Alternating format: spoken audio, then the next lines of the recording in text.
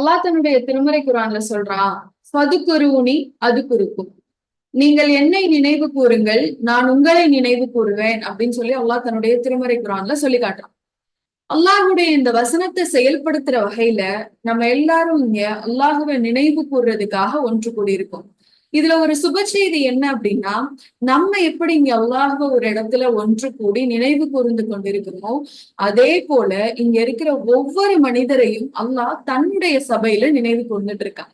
நம்ம அல்லாஹுவ பத்தி பேசுறது சாதாரண மனிதர்களுக்கு மத்தியில, ஆனா நம்மளுடைய ரப்பு நம்மளை பத்தி வானவர்களுடைய சபையில அல்லாஹ் பேசிட்டு இருக்கான். இன்ன அடியார் இந்த நேரத்துல என்ன செய்யறாங்க, நினைவு கூர்ந்துட்டு இருக்காங்க அப்படின்னு சொல்லி அல்லாஹ் நம்ம நினைவு கூறப்பட்டு கொள்ளப்பட்டு இருக்க ஒரு தருணத்துல நம்ம எல்லாரும் இங்க ஒன்றிணைந்து இருக்கிறோம். அல்ஹம்துலில்லாஹ். நம்ம இந்த நேரத்துல நம்ம ஒவ்வொருத்தரும் வெவ்வேறு இடங்கள்ல இருந்து இந்த வகுப்பு அட்டன் பண்றோம், அப்படிதானே? வேற வேற ஊரா இருக்கும், வேற வேற இடங்கள்ல இருந்திருப்போம். ஒரு சிலர் வீட்டுல இருப்பாங்க, ஒரு சிலர் வேலை பார்க்குற இடத்துல இருக்காங்க, ஒரு சிலர் நிறைய வேலைகளுக்கு மத்தியில இந்த வகுப்பை அட்டன் பண்ணிட்டு இருப்பாங்க.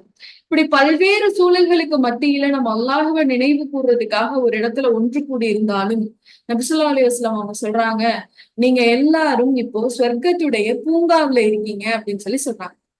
ஒரு முறை நபி ஸல்லல்லாஹு அலைஹி வஸல்லம் அவங்க தன்னுடைய தோழர்கள் கிட்ட இதே மாதிரியான வார்த்தையை சொல்றாங்க. என்னன்னா, நீங்க பூமியில எங்கேயாவது சொர்க்கத்துடைய தோட்டங்களை பாத்தீங்க அப்படின்னா அதுல கொஞ்ச நேரம் உட்கார்ந்துட்டு போங்க. அந்த தோட்டத்துல நீங்க இளைப்பாறாம போயிடாதீங்க அப்படின்னு சொல்லி சொல்றாங்க. இப்ப சஹாபாக்கள் கேக்குறாங்க, யார் ரசூலுல்லாஹ், சொர்க்கத்துடைய தோட்டம்னா எங்க? பூமியில எப்படி அதை நம்ம பார்க்க முடியும் அப்படின்னு சொல்லி கேக்குறாங்க. இப்ப கேட்ட உடனே நபி ஸல்லல்லாஹு அலைஹி வஸல்லம் அவங்க சொல்றாங்க, எங்க எல்லாம் அல்லாஹ்வுடைய வார்த்தைகள் பேசப்படுதோ அது எல்லாமே என்னன்னு சொல்றாங்க, சொர்க்கத்துடைய பூங்காக்கள் அப்படின்னு சொல்லி சொல்றாங்க. அப்போ இங்க நம்ம எல்லாருமே அல்லாஹுவை நினைவு கூறுறதுக்காக சொர்க்கத்துடைய பூங்கால ஒன்று கூடியிருக்கோம் அப்படிங்கிறதையும் நம்ம நினைவுல வச்சுக்கணும். பொதுவா பூமியில நம்ம ஒரு பூங்காக்கு போறோம்னு வச்சுக்கோங்களேன், ஒரு பசுமையான இடத்துக்கு போறீங்க, ரொம்ப மனதுக்கு ஆறுதல் அளிக்கக்கூடிய ஒரு இயற்கை சூழல் மிகுந்த ஒரு இடத்துக்கு போறீங்க. அங்க போயிட்டு திரும்ப உங்க வீட்டுக்கு ரிட்டர்ன் ஆகும்போது உங்களுடைய மனநிலை எப்படி இருக்கும்? சும்மா அப்படியே வெறுமனே வந்துருவோமா? அந்த இடத்துல இருந்து அழகிய நினைவுகளை நம்ம கூட கூட்டிட்டு வரும், அப்படிதானே?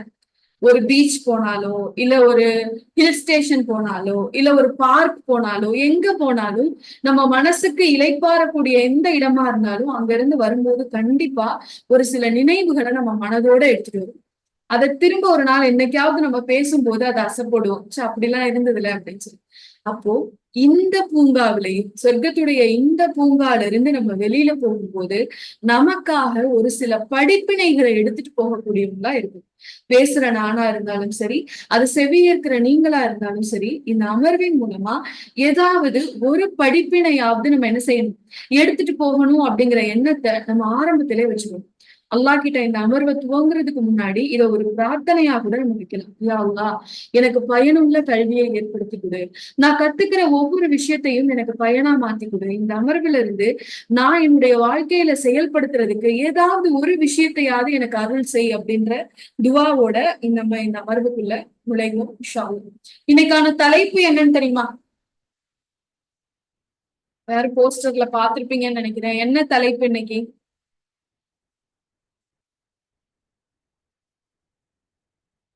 உள்ளத்தை உயிர்ப்பிப்போம். சாட்ல நீங்க ஆன்சர் பண்ணலாம், அன்மியூட் பண்ண முடியாட்டி நீங்க சாட்ல ஆன்சர் பண்ணலாம். உள்ளத்தை உயிர்ப்பிப்போம் அப்படிங்கிற தலைப்பு தான் இன்ஷா அல்லாஹ் இன்னைக்கு நம்ம தெரிஞ்சுக்க போறோம். உள்ளத்தை பத்தி ஒரு சில விஷயங்களை நம்ம உளமாற உரையாடி இன்ஷா அல்லாஹ் கத்துக்க போறோம். முதல்ல, உயிர்ப்பித்தல் அப்படின்னா என்ன? உயிர்ப்பித்தல் அப்படின்னா எதை நம்ம சொல்லுவோம் உயிர்ப்பித்தல்? நல்லா ஆரோக்கியமா இருக்கிற ஒரு பொருளை பார்த்து என்ன சொல்ல மாட்டோம், இதை நான் உயிர்ப்பிக்க போறேன், இதுக்கு நான் மீண்டும் உயிர் கொடுக்க போறேன், இதை நான் திரும்ப பழையபடி கொண்டு வர போறேன்னு சொல்ல மாட்டோம். எதைதான் சொல்லுவோம் உயிர்ப்பிக்கிறோம் அப்படின்னு சொல்லி? எது தன்னுடைய முடிவை நோக்கி போயிட்டு இருக்கோ, எது அழிஞ்சு போயிட்டு இருக்கோ, அவ்வளவுதான், இது ஒண்ணும் இல்ல, இதால இனிமே யூஸ் இல்ல, இதோடைய வாழ்நாள் முடிய போகுது அப்படிங்கிற ஒரு விஷயத்த நம்ம பார்க்கும்போது அதுக்கு திரும்பி நம்ம லைஃப் கொடுக்குறோம் அப்படின்னா அதுதான் நம்ம என்ன செய்வோம், உயிர்ப்பித்தல் அப்படின்னு சொல்லி சொல்லுவோம். ஒரு உதாரணத்துக்கு இந்த ஸ்கிரீன்ல தெரிகிற இமேஜ் பாருங்களேன். இந்த பக்கம் இருக்கிறது ஒரு வறண்டு போன ஒரு நிலம். இது எப்படி இருக்கு, தன்னுடைய மரண தருவாயில இருக்கு. இப்ப இதுல மழை பெய்யுது, இந்த இடத்த நம்ம பண்படுத்துறோம் அப்படின்னா இப்ப இது என்ன செய்யும், அதுல நம்ம விதைகள் நடும்போது அதுல இருந்து செடி என்ன செய்யுது, வெளிவருது. இப்ப இதுதான் உயிர்ப்பிக்கிறது. நம்மளுடைய ஒரு முடிவை நோக்கி போயிட்டு இருக்க ஒரு விஷயத்த உயிர்ப்பிக்கிறதுன்னு அர்த்தம். இது பொதுவா நம்ம ஆரோக்கியம் சார்ந்த விஷயங்களை வந்து நம்ம எக்ஸாம்பிளா சொல்லும் போது இது நம்மளுக்கு நல்லா தெரியும். ஒருத்தர் ரொம்ப முடியாம கொண்டு போனாங்க, எமர்ஜென்சியா கொண்டு போனாங்க. பரவாயில்ல, அவர் என்ன செஞ்சுட்டாரு, பொழைச்சிட்டாரு. பொழைக்க மாட்டாருன்னு நினைச்சோம், கிரிட்டிக்கலா இருக்குன்னு நினைச்சோம். ஆனா அவர் என்ன செஞ்சுட்டாங்க, காப்பாத்திட்டாரு, அவர் சரியாயிட்டாரு, அல்லாஹ் அவரை குணப்படுத்திட்டான்னு சொல்லுவோம். இப்ப இந்த மாதிரியான மனிதர்களை நம்ம பார்த்திருப்போம். நம்ம சுத்தி பார்க்கும்போது நம்மளை சுத்தி இருக்க மனிதர்கள் நம்ம கவனிச்சு பார்த்தா தெரியும். ஆரோக்கியமற்றவங்களா எத்தனையோ மனிதர்களை நம்ம பார்ப்போம். இன்னும் இல்ல, நீங்க பள்ளிவாசலே போனீங்கன்னா ஒரு 2 நிமிஷம் அமைதியா உட்கார்ந்து கவனிச்சீங்க அப்படின்னா நம்மளுக்கு சுத்தி இருக்க மனிதர்கள் நம்ம பார்ப்போம். ஒரு சிலரால தரையில உட்கார்ந்து தொழுக முடியாது, சேர்ல உட்கார்ந்துருப்பாங்க. ஒரு சிலரால நின்று தொழுக முடியலன்னு தரையில உட்கார்ந்துருப்பாங்க. ஒரு சிலருக்கு தக்பீர் கட்ட முடியும், ருக்கு பண்ண முடியும், சுஜூது பண்ண முடியாது. இதெல்லாம் அவங்களுடைய ஆரோக்கியத்துடைய நிலைப்பாடு. இப்படி நிறைய ஆரோக்கிய குறைபாடு உள்ள மனிதர்களை நம்மளை சுத்தி எல்லா இடத்துலயுமே பார்ப்போம். எங்கேயாவது உள்ளத்துல குறைபாடு உள்ள மனிதர்களை பார்த்திருக்கீங்களா? உள்ளம் அப்படின்னா நான் இந்த அறிவுல சொல்லல, நிதானம் இல்லாதவங்களையோ இல்ல ஆட்டிசமோ அந்த மாதிரி மனிதர்களை பத்தி நம்ம அங்கே பேசலாம். உள்ளத்துல குறையுள்ள மனிதர்களை பார்த்துருக்கீங்களா? எப்படி ஆரோக்கியம் அவருடைய மரண விளிம்புல இருக்காருங்க, இது ரொம்ப கிரிட்டிக்கல், இவரை காப்பாத்தணும் அப்படின்னு சொல்லப்படுதோ அதே போல உள்ளம் ரொம்ப மோசமா சேதமடைஞ்சு ஆரோக்கியமே இல்லாத மனிதர்களை நம்ம பார்த்திருக்கோமா? இன்னைக்கு உலகத்துல பாதி பேர் அப்படிதான் இருக்காங்க. அவங்களுக்கு என்ன இல்ல, ஆரோக்கியமான உள்ளம் இல்ல. ஏன் இப்படி சொல்றீங்க ஆரோக்கியமான உள்ளம் இல்ல அப்படின்னா, இன்னைக்கு எப்படி இருக்காங்க மனிதர்கள்னா, அவங்களுக்கு பிறருடைய கஷ்டம் தெரியவதே இல்லை. எப்படி உங்களால உணரவே முடியாத அளவு மனிதர்களை இந்த உலகம் உருவாக்கி இருக்குன்னு பாருங்களேன். மத்தவங்களுடைய கஷ்டம் அவங்களுக்கு பெரிய கஷ்டமாவே தெரியல. என்ன வாழ்க்கை அப்படின்னு ஒரு சிலர் வாழ்றாங்க. எது நடந்தாலும் என்னால சிரிக்கவே முடியலங்க, என் மனசு ரொம்ப இறுகிருச்சுங்கிறாங்க. எந்த ஒரு விஷயத்த என்னால சகிச்சுக்கவே முடியாது, என்னால பொறுத்துக்கவே முடியாதுன்ற மனிதர்களும் வாழ்றாங்க. அப்போ நம்மளை சுத்தி எப்படி உடல்ல குறையுள்ள மனிதர்கள் வாழ்றாங்களோ, இல்ல நம்மளுக்கே எப்படி உடல்ல குறைகள் இருக்கோ அது போல எதுலயும் குறைகள் இருக்கு. நம்மளுடைய உள்ளத்திலையும் ஆரோக்கியத்தோட குறைபாடுகள் இருக்கு. அத பத்தி என்னைக்காவது நம்ம யோசிச்சிருக்கோமா? நம்ம உடல் அப்படின்னா அதை எவ்வளவு கண்ணும் கருத்துமா நம்ம கவனிக்கிறோம். நம்மளுடைய உள்ளத்துடைய ஆரோக்கியத்தை பத்தி என்னைக்காவது நம்ம யோசிச்சிருக்கோமா? நம்ம உள்ளம் எந்த நிலையில இருக்கு, அது ஆரோக்கியமா இருக்கா, இல்ல இந்த வறண்ட பாலைவனம் மாதிரி உதவி தேவைப்பட வேண்டிய நிலையில இருக்கா? யோசிச்சு பார்த்திருக்கோமா? சரி, ஒரு நிமிஷம் நல்லா நீங்க எல்லாம் ரிலாக்ஸ் ஆயிக்கோங்க. ஒரு டீப் பிரீத் எடுத்துக்கோங்க. கண்ணை மூடி நான் சொல்லக்கூடிய ஒரு விஷயத்த மட்டும் நீங்க இமேஜின் பண்ணிக்கோங்க. நீங்க ஆரோக்கியமா இருக்கீங்க, எப்பயும் போல உங்களோட ரெகுலர் ரொட்டீனை நீங்க செஞ்சுட்டே இருக்கீங்க.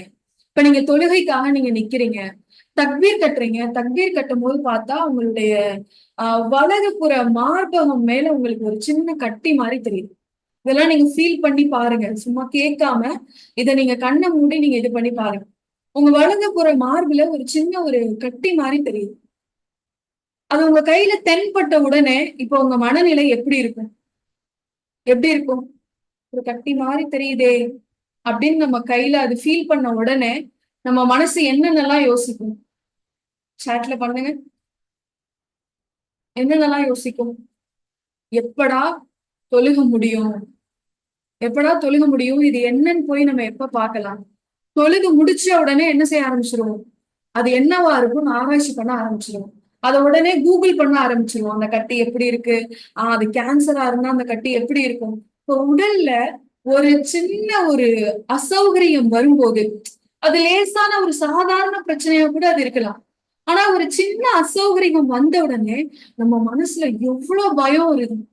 ஐயோ, இதை உடனே சரி பண்ணணுமே, ஆரம்ப ஸ்டேஜா இருக்குமா, இல்லாட்டி இது ரொம்ப முத்தின ஸ்டேஜா இருக்குமோ, நம்ம காப்பாற்ற முடியாத நிலைக்கு போயிருவோமோ, இது நம்ம நினைக்கிற நோயா இருந்தா என்ன பண்றது, இதுக்கு நம்ம எப்படி வைத்தியம் பாக்குறது, நமக்கு அதுக்கான பொருளாதாரம் இருக்கா, எவ்வளவு விஷயத்த அந்த மனசு யோசிக்குது. அப்போ வெளிப்புறத்துல இந்த இதயத்துக்கு மேல ஒரு சின்ன அசௌகரியம் இருக்கிறதே நமக்கு இவ்வளவு கவலையை கொடுக்குதே.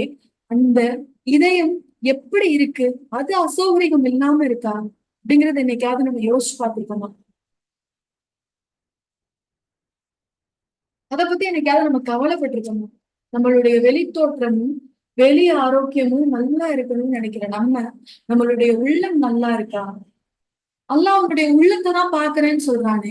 என்னுடைய ரப்ப பாக்குற என்னுடைய உள்ளம் ஆரோக்கியமா இருக்கா, என் ரப்ப விரும்புற வகையில இருக்கா அப்படின்னு என்னைக்காவது நம்ம கவலைப்பட்டு பார்த்திருக்கோமா?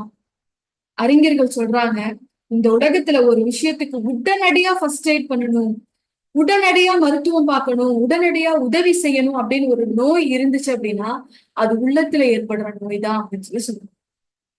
இந்த உலகத்துல பல பேரால கண்டுக்கப்படாம விடப்பட்டிருக்க நோய் அப்படின்னா அது எந்த நோய் அப்படின்னா உள்ளத்துல ஏற்பட்டிருக்க நோய் தான் அப்படின்னு சொல்லுவாங்க. அப்போ நம்மளுடைய வகுப்புடைய நோக்கம் என்ன அப்படின்னா கண்டு கொள்ளாமல் விடப்பட்டிருக்க இந்த இதயத்தை கொஞ்சம் கவனிப்போமே, கொஞ்சம் கண்டுக்குவோமே, அது எப்படிதான் இருக்குன்னு பார்ப்போமே. அது வேதனையிலையும் வழியிலையும் உள்ள துடிச்சிட்டு இருக்கலாம். அதை நம்ம ஒரு நிமிஷம் கூட நின்று கவனிக்காம அதை உதாசீனம் படுத்தி நம்ம கடந்து போயிட்டே இருக்கலாம். இப்போ கொஞ்ச நேரம் பொறுமையா இருந்து நம்மளுடைய உள்ளத்தை கவனிப்போம், அதை நம்ம சரி செய்வோம் அப்படிங்கிறதுதான் இந்த வகுப்புடைய நோக்கம். அப்போ இந்த வகுப்புல கலந்துக்கக்கூடிய ஒவ்வொரு சகோதரிகளும் நீங்களும் இந்த நோக்கத்தை எதிர்பார்த்தே இன்ஷா அல்லாஹ் அட்டன் பண்ணுங்க. அப்பதான் உங்களுக்கு இதுல நிறைய கேள்விகள் வரும். எதை நம்ம சரி பண்ணிக்கணும், எனக்கு இப்படி இருக்கே, இதை நான் எப்படி சரி பண்ணிக்கிறது அப்படிங்கிற எண்ணமும் உங்களுக்கு வரும் இன்ஷா அல்லாஹ். உள்ளத்தை சரி செய்வோம். அது ஒருவேளை மரண தருவாயில இருக்கு அப்படின்னா அதை கொஞ்சம் உயிர்ப்பிப்போம். அதுக்கு கொஞ்சம் எப்படி ஒரு வறண்ட பூமியில தண்ணி ஊத்தி அந்த பூமியை பண்பட்டதா மாத்திரமோ அதே போல நம்மளுடைய இதயத்துக்கும் கொஞ்சம் தண்ணீர் விட்டு கொஞ்சம் அக்கறை செலுத்தி கொஞ்சம் மருந்து போட்டு அதை சரி பண்ணலாம். அல்லாஹ் நேசிக்கிற மாதிரி நம்மளுடைய இதயத்தை ஆக்குவோம் அப்படிங்கிறதுதான் நம்மளுடைய இந்த வகுப்புடைய நோக்கமே. இந்த உள்ளத்தை பத்தி இஸ்லாம் என்ன சொல்லுது அப்படிங்கிற போது அறிமுகம் நமக்கு தெரியணும் தானே. உள்ளம்னா என்ன, அதை எப்படி எல்லாம் இஸ்லாம் சொல்லுது, அதுக்கு என்னென்ன பெயர்கள்லாம் இருக்கு அப்படிங்கிறத தெரிஞ்சுக்கணும். ஒரு விஷயத்த பத்தி நான் அவேர்னஸ் ஆகணும், ஒரு விஷயத்த நான் பாதுகாப்படையணும், நான் சரி செய்யணும்னு நினைச்சேன் அப்படின்னா முதல்ல அந்த பொருளுடைய இயல்பை நான் உணர்ந்துக்கணும். அப்ப இங்க உள்ளத்தை நம்ம உயிர்ப்பிக்கணும், அதை நம்ம சரி செய்யணும்னு நினைக்கிறோம் அப்படின்னா முதல்ல உள்ளத்தை பத்தின ஒரு சில விஷயங்களை நம்ம தெரிஞ்சுக்கணும். வெறுமன பயான் கிளாஸ் மாதிரி இதை கேட்டுறாதீங்க. உங்களால முடிஞ்சா நோட்ஸ் எடுத்துக்கோங்க, கையில ஒரு நோட்டும் ஒரு பெண்ணும் வச்சுக்கோங்க. ஏன்னா எப்போ ஒரு விஷயத்த நீங்க எழுத ஆரம்பிக்கிறீங்களோ அது அப்படியே உங்க மனசுல போய் அது பதிய ஆரம்பிக்கும். நம்மளுக்கு இன்னும் அது கவனத்தை கொண்டு சேர்க்கும். சரி, இப்ப பாருங்க, உள்ளத்துக்கு என்னென்ன பெயர்கள் எல்லாம் அரபில சொல்லப்படுது. நம்ம அதிகமா கேட்டிருப்போம், கல்ப் அப்படிங்கிற வார்த்தை தான் அதிகமா கேட்டிருப்போம். ஃபீ குலூபிஹிம்னு அல்லாஹ் சொல்லுவான். அப்போ அந்த கல்ப் அப்படிங்கிற வார்த்தை உள்ளம் அப்படின்னு அர்த்தம். அடுத்து உள்ளத்துடைய இன்னொரு பேர் பாருங்க, ஃபுஆத். ஃபுஆத் அப்படிங்கிறது உள்ளம் அப்படின்னு அர்த்தம். சதுர் அப்படின்னு அல்லாஹ் சொல்றான், சதுர் அப்படின்னாலும் உள்ளம்னு அர்த்தம். அக்கல், அக்கல்னாலும் உள்ளம் அப்படின்னு தான் அர்த்தம். இப்ப இது ஒவ்வொன்றையும் அல்லாஹ் எப்படி பயன்படுத்துறான், எந்தெந்த அர்த்தத்துக்கு பயன்படுத்துறான், இல்ல இந்த வார்த்தைகளுடைய அர்த்தம் என்ன அப்படிங்கிறத தெரிஞ்சுக்குவோம். ரொம்ப டீப்பா இல்ல புரியாத மாதிரி இருக்கு அப்படின்னு யாரும் நினைக்க வேண்டாம்.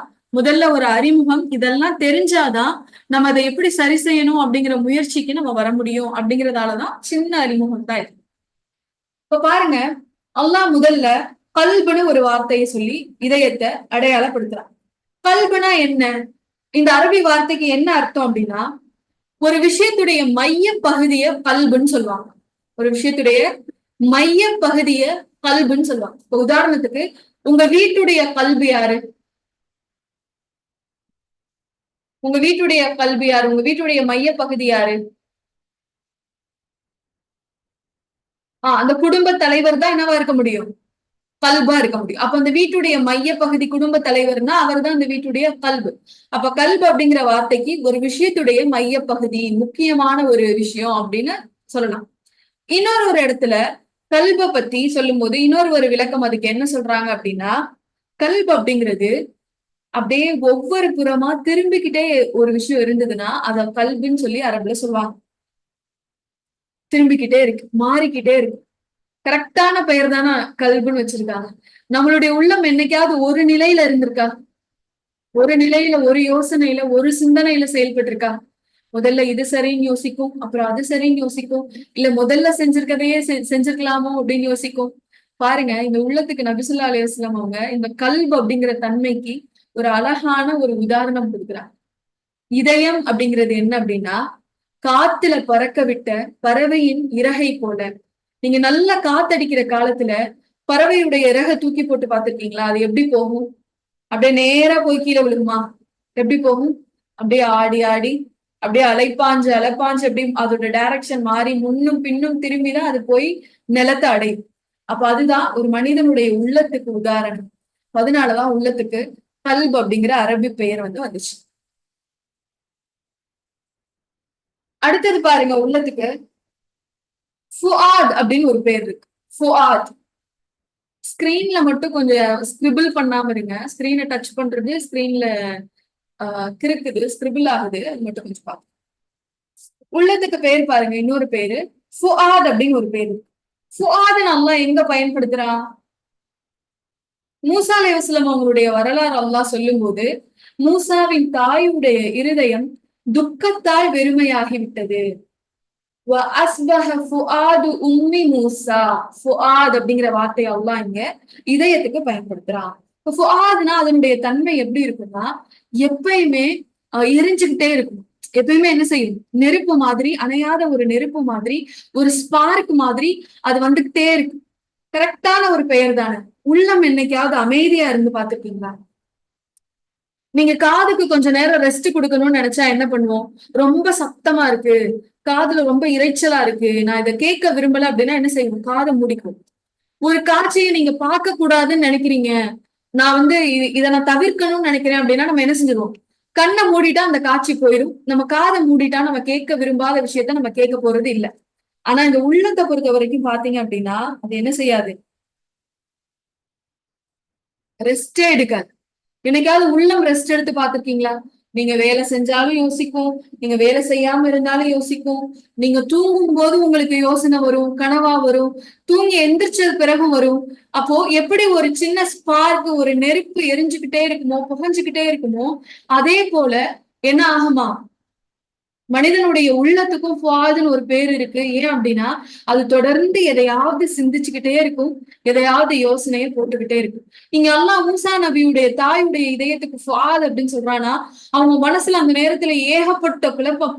ஃபிரௌன் வருவான், தன்னுடைய பிள்ளையை கொலை செய்வான். அப்ப நான் பிள்ளையை எப்படி காப்பாத்த? நான் பிள்ளைய தனிச்சு விட்டுட்டா அந்த பிள்ளையுடைய நிலை என்ன ஆகுறது? அலைப்பாயிர எண்ணம் மனசுக்குள்ள ஓடிட்டே இருக்கிறனால உள்ளத்துக்கு ஃபுஆத் அப்படின்னு ஒரு பேர் இருக்கு. அடுத்தது பாருங்க, உள்ளத்துக்கு என்ன பேர் அப்படின்னா சதுர். இந்த வார்த்தை நம்ம அதிகமா கேள்விப்பட்டிருப்போம். நம்ம குரானுடைய கடைசி அத்தியாயத்துடைய வசனம், அல்லது யுவஸ்விசு ஃபி சுதூரின் நாஸ், அவன் மனிதர்களின் இதயங்களில் வீண் சந்தேகங்களை உண்டாக்குகின்றான் அப்படின்னு சொல்லும் போது அல்லாஹ் அந்த உள்ளத்துக்கு சதுரு அப்படிங்கிற வார்த்தையை பயன்படுத்துறான். இப்ப சதுருனா என்ன? இந்த உள்ளம் எப்படிப்பட்டது? ஏன் இங்க எல்லாம் இதயத்துக்கு சதுருன்னு யூஸ் பண்றானா, ரகசியங்களை குறிப்பிடும் போது உள்ளத்துக்குள்ள நீங்க மறைச்சு வச்சிருக்கதையும் நான் அறிவேன், நீங்க உங்க உள்ளத்துக்குள்ள ரகசியமா வச்சிருக்கதையும் நான் அறிவேன் அப்படின்னு சொல்லும் போது அல்லாஹ் எந்த வார்த்தையை பயன்படுத்துறான்? சதுர் அப்படிங்கிற வார்த்தையை பயன்படுத்துறான். அப்ப சதுர் அப்படின்னா என்னன்னா, ரகசியங்களையும் பல எண்ணங்களையும் உள்ளடக்கி இருக்க விஷயத்த சதுருன்னு சொல்லுவாங்க. அப்ப நம்மளுடைய உள்ளமும் பல ரகசியங்கள், நம்ம வெளியில ஒண்ணு பேசுவோம், ஆனா நம்மளுடைய உள்ளம் ஆள் மனசுல வேற ஒரு எண்ணம் வச்சிருக்கும். அப்போ அதனாலதான் உள்ளத்துக்கு ஸ்வதர் அப்படின்னு ஒரு பேர் இருக்கு. அடுத்ததா உள்ளத்துக்கு என்ன பேர் இஸ்லாம் சொல்லுது அப்படின்னா அக்கல் அப்படின்னு ஒரு பேர் சொல்லுது. அக்கல் அப்படின்னா என்ன அர்த்தம் அப்படின்னா அறிவு அப்படின்னு அர்த்தம். ஆனா இங்க இஸ்லாம் அறிவை எதோட ஒப்பிட்டு சொல்லுது அப்படின்னா உள்ளத்தோட ஒப்பிட்டு சொல்லுது. நம்ம யாராவது யோசிக்க மாட்டியா அப்படின்னு கேட்டா நம்மள அறியாம கை எங்கதான் போகும்? எங்க போகும் கை? நீ யோசிக்கவே மாட்டியா அப்படின்னு ஒரு ஆளை பத்தி கேட்கும் போது நம்ம அறியாமல நம்முடைய கை எங்க போகும்? நம்மளுடைய மூளைக்கு போகும், நம்மளுடைய தலையை பாயிண்ட் அவுட் பண்ணுவோம். உனக்கு அறிவில்ல, பிரெயினா, யோசிக்க மாட்டேன் அப்படின்னு சொல்லி. ஆனா இஸ்லாம் இங்க அக்கல் அறிவு அப்படிங்கறத எதை சொல்லுதுன்னா உள்ளத்தை சொல்லுது. உள்ளத்தை சொல்லுது. நீ வந்து விழிப்புணர்வோட இருக்கிறத இஸ்லாம் மூளையோட ஒப்பிடல, நம்மளுடைய உள்ளத்தோட ஒப்பிடுது. அதனாலதான் அல்லாஹ் தன்னுடைய திருமறை குரான்ல சொல்லும் போது சொல்றான் பாருங்க, அஃபலா யததப்பரூனல் குர்ஆன அம் அலா குலூபின் அக்ஃபாலுஹா, மேலும் அவர்கள் இந்த குரானை ஆராய்ந்து பார்க்க வேண்டாமா, அல்லது அவர்கள் இருதயங்கள் இருக்கின்றனவே அவற்றின் மீது கூட்டு போடப்பட்டு விட்டனவா? அல்லாஹ் இங்க சொல்லும் போது நீ யோசிக்க மாட்டியா அப்படின்னு சொல்லி கேட்கும் போது, உனக்கு நான் அறிவு கொடுத்திருக்கேன், உனக்கு நான் மூளை கொடுத்திருக்கேன், நீ யோசிக்க மாட்டியான்னு நல்லா கேட்கிறேன். எதை கேட்கிறான்? உனக்கு நான் உள்ளம் கொடுத்திருக்கேனே, நீ அதை வச்சு யோசிக்க மாட்டியான்னு கேட்கிறேன். அப்போ இங்க அக்கல் அப்படிங்கிற வார்த்தையையும் இஸ்லாமும் எதோட தொடர்பு படுத்துது அப்படின்னா உள்ளத்தோட தொடர்பு படுத்துது. நபி ஸல்லல்லாஹு அலைஹி வஸல்லம் அவங்க தன்னுடைய உள்ளத்தை குறி வச்சுதான் சொல்றாங்க, ஹாஹுனா தவக்குல், தவக்குள் இங்கதான் இருக்கு, தவக்குள் இங்கதான் இருக்கு அப்படின்னு சொல்லி தன்னுடைய உள்ளத்தை குறிப்பாத்து சொல்றாங்க. ஆனா இன்னைக்கு உலகம் எதை அறிவுன்னு சொல்லுதுன்னா மூளையதான் சொல்லுது. லாஜிக்கா திங்க் பண்ணும், சொல்யூஷன் சொல்லும், எல்லாமே கரெக்ட் தான். மூளையுடைய வேலை அதுவாக இருந்தாலும் எது பிரதானமா இந்த விஷயங்கள்ல தலையிடுது அப்படின்னா உள்ளம்தான். பல நேரங்கள்ல மூளை நமக்கு சரியான விஷயத்த சொல்லும், இது செஞ்சனா உனக்கு தவறு நடக்கும் அப்படின்னு சொல்லி. இப்ப முடிவெடுக்கிறது மூளையா இருந்தா நம்ம என்ன செய்யணும், அந்த தவறை செய்யாம இருப்போம். ஆனா நம்ம அந்த தவறை செய்யறோம். ஏன் ஏன் இங்க தீர்மானிக்கிறது எது? இதயம்தான். இதயம்தான் கிங்கு. நம்ம உடம்புடைய கிங் யார் அப்படின்னா ஹார்ட் தான். இப்ப அதுதான் தீர்மானிக்குது. அதனாலதான் சில நேரங்கள்ல தவறுன்னு செஞ்சும் அந்த செயலை நம்ம போய் செய்யறோம். அதனாலதான் அல்லாஹ் கேக்குறான், உங்களுடைய இதயங்களை வச்சு நீங்க சிந்திச்சு பார்க்க மாட்டீங்களா? அதுல என்ன நான் உங்களுக்கு பூட்டா போட்டிருக்கேன் அப்படின்னு சொல்லி அல்லாஹ் கேக்குறான். இப்போ இது எல்லாமே இதயத்தை பத்தின, உள்ளத்தை பத்தின ஒரு சில அறிமுகங்களை நம்ம தெரிஞ்சுக்கிட்டோம். அல்லாஹ் எப்படிலாம் உள்ளத்துக்கு பெயர் சொல்றான், என்னென்ன மாதிரி எல்லாம் நம்மளுடைய உள்ளம் இருக்கு அப்படிங்கிறத தெரிஞ்சுக்கணும். அடுத்த இன்ஷா அல்லாஹ் நம்ம என்ன தெரிஞ்சுக்க போறோம் அப்படின்னா, ஏன் நம்ம இந்த உள்ளத்தை பத்தி தெரிஞ்சுக்கணும். அல்லாஹ் சொல்றான் சரி, ஏன் இதை பத்தி நம்ம தெரிஞ்சுக்கணும்? நம்ம தெரிஞ்சுக்கிறதுக்கு வேற விஷயங்களே இல்லையா? அல்லாஹ் விரும்பக்கூடிய மனிதர்களை பத்தி தெரிஞ்சுக்கலாமே, அல்லாஹ் வெறுக்கக்கூடிய மனிதர்களை பத்தி தெரிஞ்சுக்கலாமே, மறுமை நாளை பத்தி தெரிஞ்சுக்கலாமே, எவ்வளவோ தெரிஞ்சுக்க வேண்டிய விஷயங்கள் இருக்கே. இபாதத்துகளை பத்தி தெரிஞ்சுக்கலாமே, துவாக்கள் தெரிஞ்சுக்கலாமே, அல்லாஹ் வெறுக்கக்கூடிய மனிதர்கள் யாருன்னு தெரிஞ்சுக்கலாமே.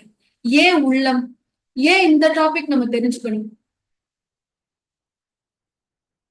அதுக்கான காரணங்களை தான் இன்ஷா அல்லாஹ் நம்ம பார்க்க போறோம். ஏன் நம்மளுடைய உள்ளத்தை பத்தின அறிதல் நமக்கு இருக்கணும், ஒரு செல்ஃப் அவேர்னஸ் இருக்கணும். ஏன் நம்ம யாரு, நம்மளுடைய உள்ளம் எப்படிப்பட்டது, எதனால அதை பத்தி நம்ம தெரிஞ்சுக்கணும், ஏன் அதனுடைய ஆரோக்கியம் முக்கியம் அப்படிங்கிறத இன்ஷா அல்லாஹ் ஒவ்வொரு விஷயமா நம்ம தெரிஞ்சுக்கிட்டோம்.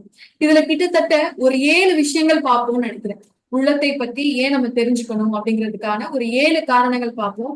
ஒவ்வொரு காரணத்தையும் இன்ஷா அல்லாஹ் நீங்க கவனமா குறிப்பெடுத்துக்கோங்க, இல்ல நீங்க நினைவுல வச்சுக்கோங்க இன்ஷா அல்லாஹ். இப்ப முதலாவது, நம்ம உள்ளத்தை பத்தி தெரிஞ்சுக்க வேண்டிய முதலாவது காரணம் என்ன அப்படின்னா, தூதுத்துவம் ஆரம்பமானது இந்த உள்ளத்துடைய தூய்மையில இருந்துதான். தூதுத்துவம் எப்படி ஆரம்பமாச்சு?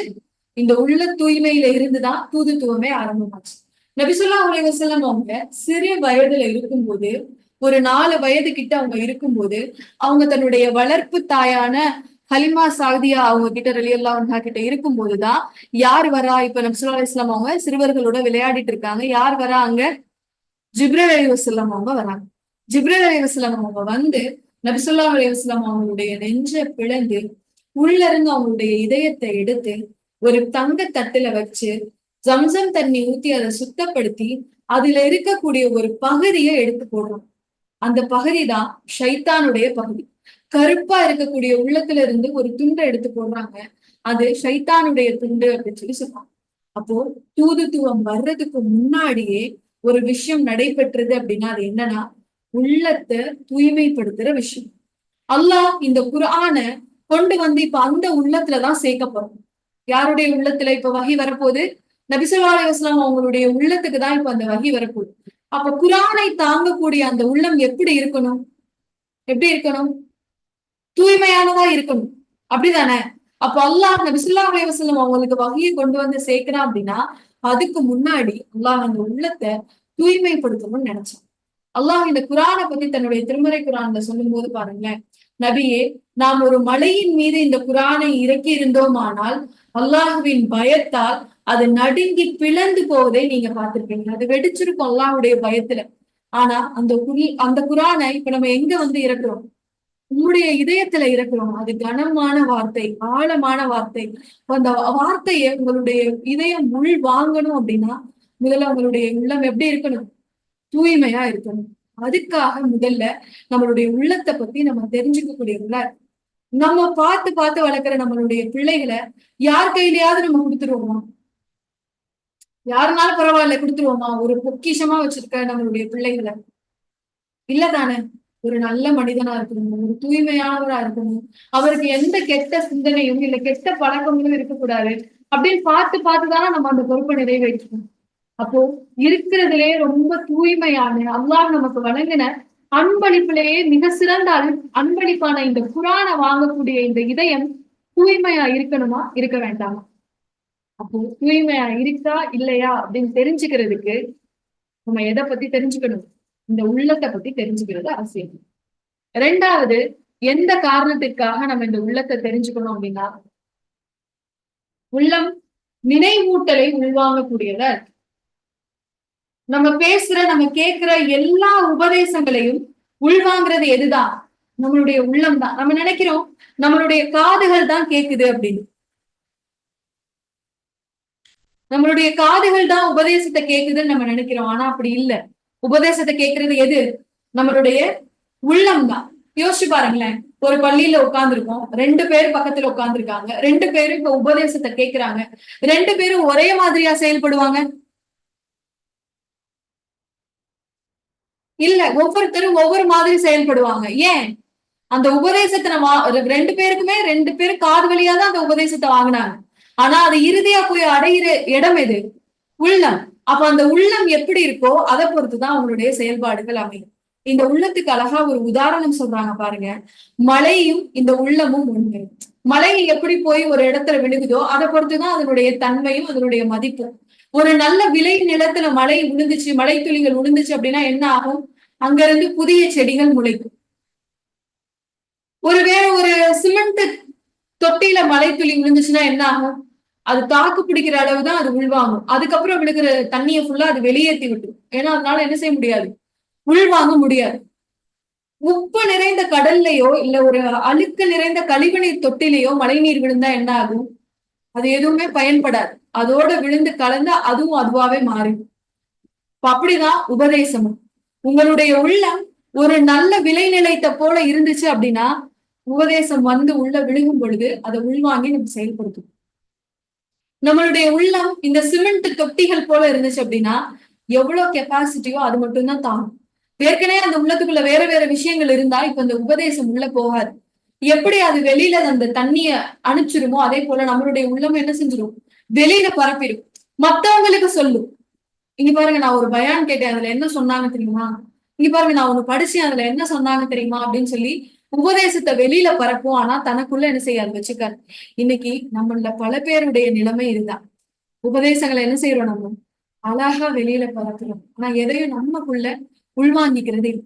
மூணாவதா, கழிவுநீர் தொட்டியில போய் எப்படி ஒரு மழை நீர் விழுந்தா அது உபதேசம் அந்த நீர் பயனளிக்காம போகுதோ அதே போலதான் யாருடைய உள்ளம் குப்பைகளும் அழுக்குகளும் வேற வேற சிந்தனைகளும் நிறைஞ்சிருக்கோ இப்ப அந்த உள்ளத்துல உபதேசம் வந்து விழுகுது அப்படின்னா அந்த உபதேசமும் அதோட ஒன்னா சேர்ந்து மக்கி ஒண்ணும் இல்லாம போயிடும். அதோட வேல்யூவே இல்லாம போயிடும். இததான் அப்துல்லா இப்னு மசூத் ரலியல்லாஹு அன்ஹு அவங்க சொல்லுவாங்க, நீங்க குரானை கேட்கும் போதும் பள்ளிகளில் இருக்கும் போதும் நீங்க தனிமையில் இருக்கும் போதும் உங்களுடைய உள்ளத்தை தேடி பாருங்கன்னு சொல்லி சொல்றாங்க. உங்க உள்ளத்தை தேடி பாருங்க. இப்ப நம்மளும் உபதேசம் கேட்கிற ஒரு இடத்துல தானே இருக்கோம். ஒரு ஒரு ஒரு செகண்ட் நம்மளுடைய உள்ளத்தை தேடி பாருங்க. உள்ளம் எங்க இருக்கு? விழிப்பா இருக்கா? உபதேசத்தை உள்வாங்குதா? அதால புரிஞ்சுக்க முடியுதா? அது மாறணும்னு நினைக்குதா? தன்னை சரி செய்யணும்னு நினைக்குதா? பள்ளிகள்ல இருக்கும் போது நீங்க உள்ளத்தை தேடி பாருங்கிறா. அல்லாஹ்வுடைய இல்லத்துல இருக்கும் போது உனக்குள்ள போய் உன் உள்ளத்தை தேடி பாரு. அது எங்க இருக்குன்னு பாரு. அது என்ன நினைச்சிட்டு இருக்குன்னு பாரு. நீ தனிமையில் இருக்கும் போது உன்னுடைய உள்ளத்தை தேடி பாருங்கிறான். தனிமையில இருக்கும்போது நம்மளுடைய உள்ளத்தை தேடி பார்த்தோம், சுபஹான் அல்லாஹ், பல நேரம் நம்ம அல்லாஹ் விரும்பாத செயல்களை செய்யறவங்களா தான் இருக்கும். யாருமே இல்ல, என்னுடைய வேலையெல்லாம் முடிஞ்சிருச்சு, நான் கொஞ்ச நேரம் ரிலாக்ஸா இருக்கேன். அந்த நேரத்துல உங்களுடைய உள்ளத்தை தேடி பாருங்க. அது எதை விரும்பும்? ஒரு படம் பாக்குறதையும், ஒரு ரீல்ஸ் பாக்குறதையும், ஒரு தவறான காட்சிகள் பாக்குறதையும், தேவையில்லாத பேச்சுகள்ல ஈடுபடுறதையும் தான் விரும்பும். அதான் அப்துல்லா இப்னு மசூத் சொல்றாங்க, உங்களுடைய உள்ளத்தை தேடி பாருங்க. நீங்க உபதேசங்கள்லையும் இறை இல்லத்திலையும் நீங்க தனிமையிலையும் இருக்கும்போது உங்களுடைய உள்ளத்தை தேடி பாருங்க. அதை கண்டுபிடிக்க முடியல அப்படின்னா, அது ஒரு ஆரோக்கியமான நிலையில உங்களால பெற்றுக்கொள்ள முடியல அப்படின்னா உங்களுக்கு இதயமே இல்லைன்னு அர்த்தம். போய் அல்லாஹ் கிட்ட இதயத்தை கேளுங்க அப்படின்னு சொல்லி நமக்கு அப்போ இதயம் இருக்கா? தனிமைகள்ல நான் என்னுடைய இறைவன் விரும்புற செயலை செய்யறேனா? அல்லாஹ் தடுத்த எல்லா விஷயத்தை விட்டு நான் ஒதுங்கி இருக்கனா? உபதேசங்கள் எல்லாமே எனக்கு பயனளிக்குதா? அப்படின்னா பல நேரங்கள்ல இதயத்தை தொலைச்சவங்களாதான் நம்ம இருக்கோம். இப்ப நம்ம அப்துல்லா இப்னு மசூத் ரலியல்லாஹு அன்ஹு சொல்ற மாதிரி அல்லாஹ் கிட்ட கையேந்தி கேட்கும் போது இதயத்தை கேட்க வேண்டிய சூழ்நிலையில தான் பல நேரத்துல இருக்கும். யா அல்லாஹ், என்னுடைய இதயத்தை என்கிட்ட கொடு, அது ஆரோக்கியமான இதயமா என்கிட்ட கொண்டு வந்து சேரு அப்படின்னு துவா செய்யணும் இன்ஷா அல்லாஹ். பாருங்க, உள்ளத்தை பத்தி ஏன் தெரிஞ்சுக்கணும் அப்படின்னா, இந்த உள்ளம் தான் உபதேசத்தை உள்வாங்குது. அப்ப அது சரியா இருக்கா இல்லையா அப்படிங்கறத முதல் நம்ம தெரிஞ்சுக்கிட்டா தானே அந்த உபதேசம் நமக்கு பயனளிக்குதா பயனளிக்கலையா, எதை இன்னும் நம்ம சரி செஞ்சுக்கணும் அப்படிங்கிற ஒரு புரிதல் நமக்கு வரும். அடுத்து பாருங்க, ஏன் நம்ம உள்ளத்தை பத்தி தெரிஞ்சுக்கணும் அப்படின்னா, நன்மையின் தூண்டுகோல் உள்ளமா இருக்கு. நன்மையுடைய தூண்டுகோல் எதுதான்? உள்ளம்தான். நீங்க என்ன முயற்சி பண்ணாலும் உங்களால எந்த நன்மையும் செய்ய முடியாது, உங்களுடைய உள்ளம் அதை விரும்பாத வரை. உங்களுடைய உள்ளம் அந்த நன்மையை விரும்பணும், அதை செய்யணும் அப்படின்னு நினைக்காத வரைக்கும் உங்களுடைய உள்ளத்தால அந்த நன்மையை செய்யவே, உங்களுடைய உடலால அந்த நன்மையை செய்யவே முடியாது. அதனாலதான் நபி ஸல்லல்லாஹு அலைஹி வஸல்லம் அவங்க சொல்றாங்க, உங்களுடைய உடலில் ஒரு பகுதி இருக்கு, உங்களுடைய உடலில் ஒரு பகுதி இருக்கு, ஒரு சதை துண்டு இருக்கு. அது சீரா இருந்தது அப்படின்னா உங்க உடல் முழுவதும் சீரா இருக்கு. அது கெட்டுருச்சு அப்படின்னா உங்களுடைய உடல் முழுவதும் கெட்டு போயிடும் அப்படின்னு சொல்லி சொல்றாங்க. அந்த சதை துண்டு தான் இதயம் அப்படின்னு சொல்றாங்க. அப்போ இதயம் தான் நம்மளுடைய உடலை ஆட்சி செய்கின்ற அரசன். அந்த அரசன் நல்ல ஆரோக்கியமான அரசனா இருந்தாதானே உங்களுடைய உடலை ஆரோக்கியமான வழியின் பக்கம் வழிநடத்த முடியும். அந்த அரசனே மோசடிக்காரனாகவும் பித்தலாட்டக்காரனாகவும் அநீதத்தை விரும்புவனாகவும் தவற ரசிக்கிறவனாகவும் இருந்தா அந்த அரசனை வச்சு எப்படி நம்ம நேரான வழியில நடக்க முடியும்? இன்னைக்கு நம்ம பூமியில மனிதர்களை பாக்குறோம்ல, வயசான மனிதரா இருப்பாங்க. ஆனா அவங்க எப்படி இருப்பாங்க? தொழுகையை கரெக்டா செய்வாங்க, நோன்பை கரெக்டா செய்வாங்க. ஆனா ஆரோக்கியமான இளைஞனா இருப்பான். ஆனா அவன் இதை எதையுமே ஃபாலோ பண்ணிருக்க மாட்டான். ஒரு சில மனிதர்களை பார்ப்போம், அலாரமே இல்லாம ஃபஜ்ருடைய தொழுகைக்கும் தஹஜ்ஜுடைய தொழுகைக்கும் எந்திரிச்சிருவாங்க. ஒரு சில மனிதர்களை பார்ப்போம், எத்தனை முறை அலாரம் அடிச்சாலும் எந்திரிக்காம 9 மணிக்கும் 10 மணிக்கும் தங்களுடைய தொழுகையை நிறைவேற்றுவாங்க. ஒரு சில பெண்களை நம்ம பார்ப்போம், எதுவுமே அவங்களுக்கு சொல்லவே தேவையில்லை, ஹிஜாப் அவ்வளவு அழகா பின்பற்றுவாங்க. ஒரு சில பெண்களை பார்ப்போம், ஹிஜாப பேண வேண்டிய முறைப்படி அவங்க பேணவே மாட்டாங்க. ஆனா தொழுவாங்க, நோன்பு வைப்பாங்க, எல்லாம் செய்வாங்க, ஹிஜாப பேண மாட்டாங்க. அந்நிய ஆண்கள் கிட்ட பேசக்கூடாது அப்படிங்கறத ஒரு சில பெண்கள் அழகா ஃபாலோ பண்ணுவாங்க. ஒரு சில பெண்கள் என்ன தொழுதாலும் என்ன நோன்பு வச்சாலும் அதை ஃபாலோ பண்ண மாட்டாங்க. அப்ப இந்த டிஃபரன்ஸ் எல்லாம் ஏன்? ஒருத்தருக்கு போய் பெரிய பாவமா தெரியும், ஒருத்தருக்கு போய் சாதாரண விஷயமா தெரியும். ஒரு சிலருக்கு விபச்சாரம் பெரும் குற்றம், பேசுறதே ஒரு விபச்சாரமா நினைப்பாங்க. ஒரு சிலருக்கு அதனால என்ன அப்படிங்கிற எண்ணத்துல இருப்பாங்க. இந்த டிஃபரன்ஸ் எல்லாம் ஏன்? எல்லாருக்கும் ஒரே மாதிரியான உபதேசம் தானே போய் சேருது. அப்புறம் ஏன் இந்த ஏற்றத்தாழ்வு? அவங்க நடைமுறைகள்ல, அவங்க நன்மை செய்யறதுல, அவங்க பின்பற்றுறதுல ஏன் இந்த ஏற்றத்தாழ்வு அப்படின்னா, அவங்களுடைய உள்ளம் தான் அதுக்கு காரணம். இப்போ இந்த ஏழ்மையான மனிதருடைய உள்ளம் நன்மைய செய்ய வைக்கிறதுல ரொம்ப ஆர்வமா இருக்கு. அதனாலதான் அவருக்கு ஆரோக்கியம் ஒரு பெரிய விஷயமா தெரியும். அலாரமே அடிக்காட்டி கூட அவரால் அல்லாஹ் கிட்ட உரையாட போகக்கூடிய அந்த தொழுகைக்கு எழுந்து போக முடியுது. உள்ளம் நன்மையை விரும்பல, அந்த நன்மையை ஆர்வம் ஊட்டல அப்படின்னா நம்மளால எந்த நன்மைகளையுமே செய்ய முடியாது. அப்போ இத பத்தி முதல் நம்மளுக்கு தெரிஞ்சிருக்கணும்ல, உள்ளம் தான் நன்மையை ஆர்வம் ஊட்டுது. அப்ப எனக்கு அந்த ஆர்வம் வரல அப்படின்னா என் உள்ளத்துல ஏதோ ஒரு குறை இருக்கே, அதை நான் சரி செஞ்சுக்கணும் அப்படிங்கிற புரிதல் இருந்தாதான் நம்மளுடைய வாழ்க்கைய சரிப்படுத்தி அடுத்த கட்டத்துக்கு போக முடியும். மூணாவதா, நம்ம எந்த நோக்கத்துக்காக இந்த உள்ளத்தை உயிர்ப்பிக்கிற வகுப்பு கத்துக்கிறோம் அப்படின்னா, நன்மையுடைய தூண்டுகோல் உள்ளவங்க. அப்ப அதை பத்தி முதல்ல நம்ம தெரிஞ்சுக்கணும், அதை சரி செய்யணும். அடுத்ததா பாருங்க, வேற எந்த காரணத்துக்காக நம்ம இந்த உள்ளத்தை பத்தி படிக்கணும் தெரிஞ்சுக்கணும் அப்படின்னா, தீமை குழப்பம் ஆகியவற்றுடைய பிறப்பிடம் உள்ளது. ஃபித்னாக்களா இருந்தாலும் சரி, நிறைய நம்ம பாவம் செய்யறோம் அப்படின்னாலும் சரி, அதனுடைய பிறப்பிடம் எதுதான்? உள்ளம்தான். ஏன்னா நம்ம பார்க்கிற காட்சிகள், நம்ம கேட்கிற விஷயங்கள், இது எல்லாமே போய் சென்றடைகிற டெஸ்டினேஷன் எது அப்படின்னு பாத்தீங்கன்னா நம்மளுடைய உள்ளம்தான். நன்மையா இருந்தாலும் சரி, தீமையா இருந்தாலும் சரி, எல்லாம் போய் சேர்றது நம்மளுடைய இதயம்தான். அப்ப எல்லாத்தையும் உள்வாங்கிக்கிட்டு தான் இப்ப அந்த இதயம் நம்மள தீமையின் பக்கம் போக வைக்குதா இல்ல நன்மையின் பக்கம் போக வைக்குதா அப்படிங்கிறது முடிவு செய்யணும். இப்ப உதாரணத்துக்கு பாருங்களேன், நீங்க இப்ப ஏதாவது ஒரு பாடல் வரி கேட்டிருப்பீங்க, இல்ல ஒரு பாடல் காட்சி பார்த்திருப்பீங்க. அந்த காட்சி பார்த்து முடிஞ்சு ரொம்ப நேரம் ஆயிருக்கும். ஆனா நீங்க வேற ஒரு வேலை செஞ்சுட்டு இருக்கும் போது இப்ப அந்த பாடல் காட்சி உங்களுக்கு நினைவு வரும். அந்த வார்த்தை உங்களுக்கு நினைவு வரும். நீங்க பார்த்த விஷயம் உங்களுக்கு நினைவு வரும். எப்படி? காதுதான் கேக்குது, காதுதான் அந்த பாவத்தை செய்யுது அப்படின்னா, காதுடைய வேலை திரும்ப ரிகலெக்ட் பண்ணி நம்மளுக்கு கொண்டு வந்து கொடுக்கறது இல்லையே. அப்ப அதை செய்யறது யாரு? நம்மளுடைய உள்ளம். அப்ப நல்ல விஷயத்துக்கும் இப்படிதான். ஒரு நல்ல விஷயத்த நீங்க பார்த்திருந்தா அதையும் உங்களுடைய உள்ளம் என்ன செஞ்சுக்கோ, உள்வாங்கி வச்சுக்கும். அப்புறம் நீங்க வேற ஒரு செயல்ல ஈடுபட்டு இருக்கும் போது அந்த நன்மையை பத்தி உங்களை யோசிக்க வைக்கும். அப்ப உங்களுடைய உள்ளத்தால உங்களுடைய நன்மையும் உங்களுக்கு தூண்டுகோலா இருக்க முடியும். உங்களுடைய தீமையைக்கும் அது தூண்டுகோலா இருக்கும். அதான் நபி ஸல்லல்லாஹு அலைஹி வஸல்லம் சொன்னாங்க, ஒரு மனிதன் ஒரு தீமை செய்யறான் அப்படின்னா அவனுடைய உள்ளத்துல ஒரு கருப்பு புள்ளி ஏற்படும். ஒரு பாவத்தை நோக்கியும் ஒரு தீமையை நோக்கியும் ஒரு மனிதன் போறான் அப்படின்னா அவனுடைய உள்ளத்துல ஒரு கரும்புள்ளி ஏற்படும்.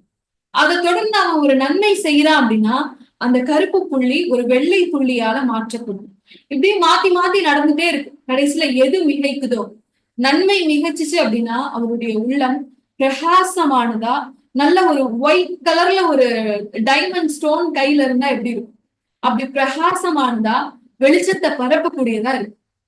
அதே நேரம் அவர் தீமையவே தொடர்ந்து செஞ்சுக்கிட்டே இருந்து கரும்புள்ளி மிகைச்சிருச்சு அப்படின்னா அந்த இதயத்தை பத்தி சொல்லும் போது சொல்றாங்க, அது அழுக்கடைஞ்சு துருப்பிடிச்சு போன ஒரு பொருளை போல இருக்கு. அது எப்படின்னா அழுக்கா துருப்பிடிச்சு தலைகீழ கவுத்தி வைக்கப்பட்ட பாத்திரத்தை போல அந்த இதயம் இருக்கும்னு சொல்லி ரசூலுல்லாஹ் சொல்றாங்க. தலைகீழ கவுத்தி வைக்கப்பட்ட பாத்திரம்னு ஏன் சொல்றாங்க? துருப்பிடிச்சிருக்கு சரி, அழுக்கா இருக்கு சரி, ஏன் அது தலைகீழ கவுத்தி வைக்கப்பட்டிருக்குன்னு ரசூலுல்லாஹ் சொல்றாங்க? அது நேரா இருந்தாதானே அதுல ஏதாவது நன்மையான விஷயங்கள் சொல்லும் போது உள்ள போய் அடையும். இப்ப ஒரு டம்ளரை கவுத்தி வச்சுட்டு அது மேல நீங்க எவ்வளவு தண்ணி ஊத்தினாலும் இப்ப தண்ணி எங்க போகாது, அந்த டம்ளருக்குள்ள அந்த பாத்திரத்துக்குள்ள போகாது. அதே போலதான் தீமையை தூண்டுகோலா இருக்கிற நம்மளுடைய உள்ளம் தீமையவே செஞ்சுக்கிட்டே இருக்கு அப்படின்னா ஒரு கட்டத்துல அது எப்படி மாறிடும், அழுக்காவும் துருப்பிடிச்ச ஒரு பாத்திரம் போல மாறிடும். அதுவும் அந்த பாத்திரம் எப்படி இருக்கு, தலைகீழ இருக்கு. இதுல நம்மளுடைய உள்ளம் எப்படி இருக்கு? நன்மையுடைய தூண்டுகோலா இருக்கா இல்ல தீமையுடைய தூண்டுகோலா இருக்கா? பிரகாசமானதுங்க என் உள்ளம் அப்படின்னு நம்மளால சொல்ல முடியுமா? இல்லங்க, எவ்வளவு உபதேசம் கேட்டாலும் என்னால அதை செயல்படுத்த முடியலையே, என்னால மாற்றம் கொண்டு வர முடியலையே. என் உள்ளம் துருப்பிடிச்சு கவுத்தி வைக்கப்பட்ட பாத்திரத்தை போல இருக்கும். அதனாலதான் எவ்வளவு சொன்னாலும் என்னால மாற்றங்களை ஏத்துக்கவே முடியலையோ, அதை நடைமுறைக்கு கொண்டு வர முடியலையோ. இப்போ இதை தெரிஞ்சுக்கணும் அப்படின்னா நம்ம உள்ளத்தை பத்தி தெரிஞ்சுக்குவதன் மூலமாதான் நம்மளை பத்தி உணர்ந்துக்க முடியும். என் உள்ளம் எப்படி இருக்கு அப்படிங்கிறத தெரிஞ்சுக்க முடியும். அடுத்து நம்ம வேற எந்த காரணத்திற்காக இந்த உள்ளத்தை பத்தி படிக்கணும் அப்படின்னா, மகிழ்ச்சியின் இருப்பிடம் உள்ளம். திருப்தி, அமைதி, ஆறுதல், நிம்மதி, பொறுமை, தவக்குல், ஈமான் இப்படி நம்ம சொல்ற பல்வேறு குணங்களுடைய இருப்பிடம் எதுதான்? உள்ளம்தான். இப்ப இதெல்லாம் எனக்கு வேணும் அப்படின்னா இந்த உள்ளத்தை நான் என்ன செஞ்சுக்கணும், சரியான முறையில கவனிக்கணும். அப்பப்ப நான் அதை செக் பண்ணணும். எப்படி ஒரு விருந்தாளி ரொம்ப நாள் வீட்டுக்கு வரல, நமக்கு பிடிச்சவங்க வரல அப்படின்னா எப்படி அவங்களுக்கு நம்ம கால் பண்ணி கேட்போம்ல, நல்லா இருக்கீங்களா, ஏன் போனே பண்ணாம இருக்கீங்க, ஏன் நீங்க வராம இருக்கீங்க, என் மேல எதுவும் உங்களுக்கு கோபமா, இல்ல உங்களுக்கு உடம்பு எதுவும் சரியில்லையா, ஒரு சாதாரணமா இன்னொரு மனிதரை பார்த்து கேட்கிறோமே, என்னைக்காவது நம்ம மனசை பார்த்து கேட்டிருக்கோமா? ஏன்பா நீ தானே மகிழ்ச்சியுடைய இருப்பிடம், ஓன்ட்ட இருந்து தானே அமைதி வரணும், ஓன்ட்ட இருந்து தானே திருப்தி வரணும், ஓன்ட்ட இருந்து தானே நிம்மதி வரணும். எனக்கு ரொம்ப நாளா அமைதி, நிம்மதி, திருப்தி எதுவுமே இல்லையேப்பா, நீ எப்படி இருக்க, நீ எந்த நிலையில இருக்க, நீ ஆரோக்கியமா இருக்கியா அப்படின்னு என்னைக்காவது நம்ம சுய பரிசோதனை செஞ்சு பார்த்திருக்கோம். அறிஞர்கள் சொல்றாங்க, பூமியிலேயே சுவனம் இருக்குது. பூமியில் யார் சுவனத்தை ருசிக்கவில்லையோ அவர் மறுமையிலையும் சுவனத்தை அடைய மாட்டாருன்னு சொல்லி. பூமியுடைய சுவனம் எது? நிம்மதியான உள்ளம், திருப்தி பெற்ற உள்ளம் தான் பூமியுடைய சுவனம். அப்படித்தானே? ஒரு மனிதனுக்கு திருப்தியான உள்ளம் வந்துருச்சு அப்படின்னா அவருக்கு இப்ப பொருளாதாரம் இருந்தாலும் பிரச்சனை இல்லை, இல்லாட்டியும் பிரச்சனை. ஒருத்தருக்கு இந்த பூமியில ஒரு திருப்தியான உள்ளம் கிடைச்சிருச்சு அப்படின்னா அவருக்கு அழகா இருந்தாலும் பிரச்சனை இல்லை, அழகா இல்லாட்டியும் பிரச்சனை. இப்ப பாருங்க, பூமியுடைய சுவனம் இந்த திருப்தியான உள்ளம், மகிழ்ச்சியுடைய இருப்பிடம் இந்த உள்ளம். அதுக்கு நிம்மதியா இருக்கிறதுக்கும் திருப்தியா இருக்கிறதுக்கும் எல்லா தகுதியும் இருக்கு. ஆனா நம்ம அதுக்கு அந்த நிம்மதியையும் திருப்தியையும் கொடுக்காம அதை கவலையில போட்டு இன்னும் சிரமப்படுத்திட்டே இருக்கும். அதை கொஞ்சம் நம்ம என்ன செய்யணும், கவனிக்கணும், அதை அட்டன் பண்ணணும். ஏன் இப்படி இருக்கு அப்படிங்கறத நம்ம அதுகிட்ட கேட்ட சரி பண்ணணும். அப்ப அப்படி சரி பண்ணணும் அப்படின்னா முதல்ல அதை பத்தின நமக்கு புரிதல் இருக்கும். அதனாலதான் நம்ம உள்ளத்தை பத்தி தெரிஞ்சுக்கணும் அப்படிங்கிற விஷயத்த முன்வைக்கணும். அடுத்து பாருங்க, உள்ளத்தை பத்தி நம்ம ஏன் தெரிஞ்சுக்கணும் அப்படின்னா, உள்ளத்தால் செய்யப்படும் நன்மைகள் தான் மிக சிறந்த நன்மைகள். நீங்க உடலால எவ்வளவு நன்மைகள் செஞ்சாலும் உங்களுடைய உள்ளத்துல அந்த இன்டென்ஷன் இல்லை அப்படின்னா இந்த எந்த நன்மையும் உங்களுக்கு பயனளிக்காது. அவங்க சொல்றாங்கல்ல, இன்னமல் இன்னமல் ஆமாலும் பின்னியாத், உங்களுடைய செயல்கள் அனைத்தும் உங்களுடைய எண்ணங்களை பொறுத்தே அமைகிறது அப்படின்னு. அதே போலதான் நம்ம செய்யற நன்மைகள்லயே மிக சிறந்த நன்மை எது அப்படின்னா நம்மளுடைய உள்ளத்தால் செய்கிற நன்மை. நல்ல எண்ணம் கொள்றது, பரிசுத்தமாக்கிக்கிறது, உள்ளத்தை சரி செய்யறது, இதை நான் அல்லாவுக்காக தான் செய்யறேன் அப்படிங்கிற எண்ணத்தை உள்ளத்துல பிக்ஸ் பண்றது.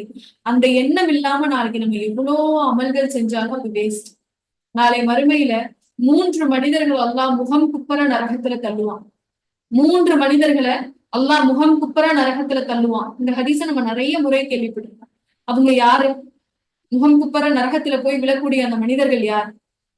இறை நிராகரிப்பாளர்களா, முனாஃபிக்குகளா, இல்ல பெரிய பாவிகளா? யாருமே இல்லை. இந்த 3 பேரும் இறை நம்பிக்கையாளர்கள். அதுல முதலாவதா உள்ளவர் ஒரு செல்வந்தர். செல்வத்தை வாரி வாரி அல்லாஹ்வுடைய பாதையில வழங்கினவர். ஆனா அவர் ஏன் நரகத்துக்கு போறாரு? அல்லாஹ் சொல்றான், நீ இந்த மக்களை திருப்திப்படுத்துறதுக்கு தானே நீ செஞ்ச, இந்த மக்கள் கிட்ட பாராட்டு பெறணும் தானே நீ செஞ்ச, அந்த பாராட்டு உனக்கு பூமியிலே கிடைச்சிருச்சு, நீ போ, நீ இப்ப நரகத்துக்கு போன அல்லாஹ் தெரியுது. 2வது ஒரு சிறந்த வீரர், அல்லாஹ்வுடைய பாதையில் போராடிய ஒரு சிறந்த வீரர். இப்ப அவர் இங்க நரகத்துல தள்ளப்படுறாருன்னா காரணம் அல்லாஹ் சொல்றான், நீ பெரிய வீரன்னு மக்கள் உன்னை சொல்லணும்னு நினைச்ச, அது உனக்கு பூமியிலே கிடைச்சிருச்சு தானே. இப்போ இங்க உன்னுடைய வீரத்துக்கு ஒரு நன்மையும் கிடையாது, ஒரு சின்ன ஒரு பைசாக்கு கூட அது பிரயோஜனம் இல்லைன்ற மாதிரி அல்லாஹ் சொல்லியிருக்கும். இப்ப நீ நரகத்துக்கு. 3வது ஒரு கல்வியாளர், பூமியில இருக்கிற வரைக்கும் கல்வியை மக்களுக்கு எடுத்து வச்சுட்டே இருப்பார். அல்லாஹ்வுடைய பாதையிலேயே இருக்கேன் அப்படின்னு சொல்லி தன்னை நினைப்பார். தாவாலே இருப்பார், குரானை கத்து கொடுத்துட்டே இருப்பார், அல்லாஹ் பத்திய விஷயங்களை பேசிட்டே இருக்காரு. ஆனா நாளைக்கு அந்த மனிதரும் நரகத்துல முகம் குத்துற தள்ளப்படுவாருன்னு அல்லாஹ் சொல்லுவாங்க. அதுக்கு காரணமா அல்லாஹ் சொல்லுவான், நீ கல்வியாளர், நீ ரொம்ப சரியானவர் அப்படின்னு மக்கள் எல்லாம் உன்னை பெருமை பேசணும், புகழணும்னு நினைச்ச, அது பூமியிலே உனக்கு அந்த புகழ் கிடைச்சிருச்சு, இங்க உனக்கு அதால எந்த பிரயோஜனமும் இல்லை, போயிட்டு வான்னு அல்லாஹ் நரகத்துக்கு அனுப்பிச்சு. இப்ப இந்த ஒரு நபிமொழி போதும் நம்மளுடைய நன்மைகள்லயே, நம்ம செய்யற நன்மைகள்லயே சிறந்ததுக்கு எதுதான்? உள்ளத்தால செய்யற நன்மைதான். நீங்க எவ்வளவு தானம் பண்ணாலும் உங்களுடைய உள்ளத்துல இது அல்லாஹ்வுக்காக இருக்கு. நீங்க எத்தனை தொழுகை தொழுதாலும், எத்தனை பரலான சுண்ணத்தான எவ்வளவு தொழுகை தொழுதாலும் உங்களுடைய உள்ளம் இது அல்லாஹ்வுக்காக, நான் என்னுடைய ரப்ப அஞ்சு இதை செய்யறேன் அப்படிங்கிற எண்ணம் வரும்.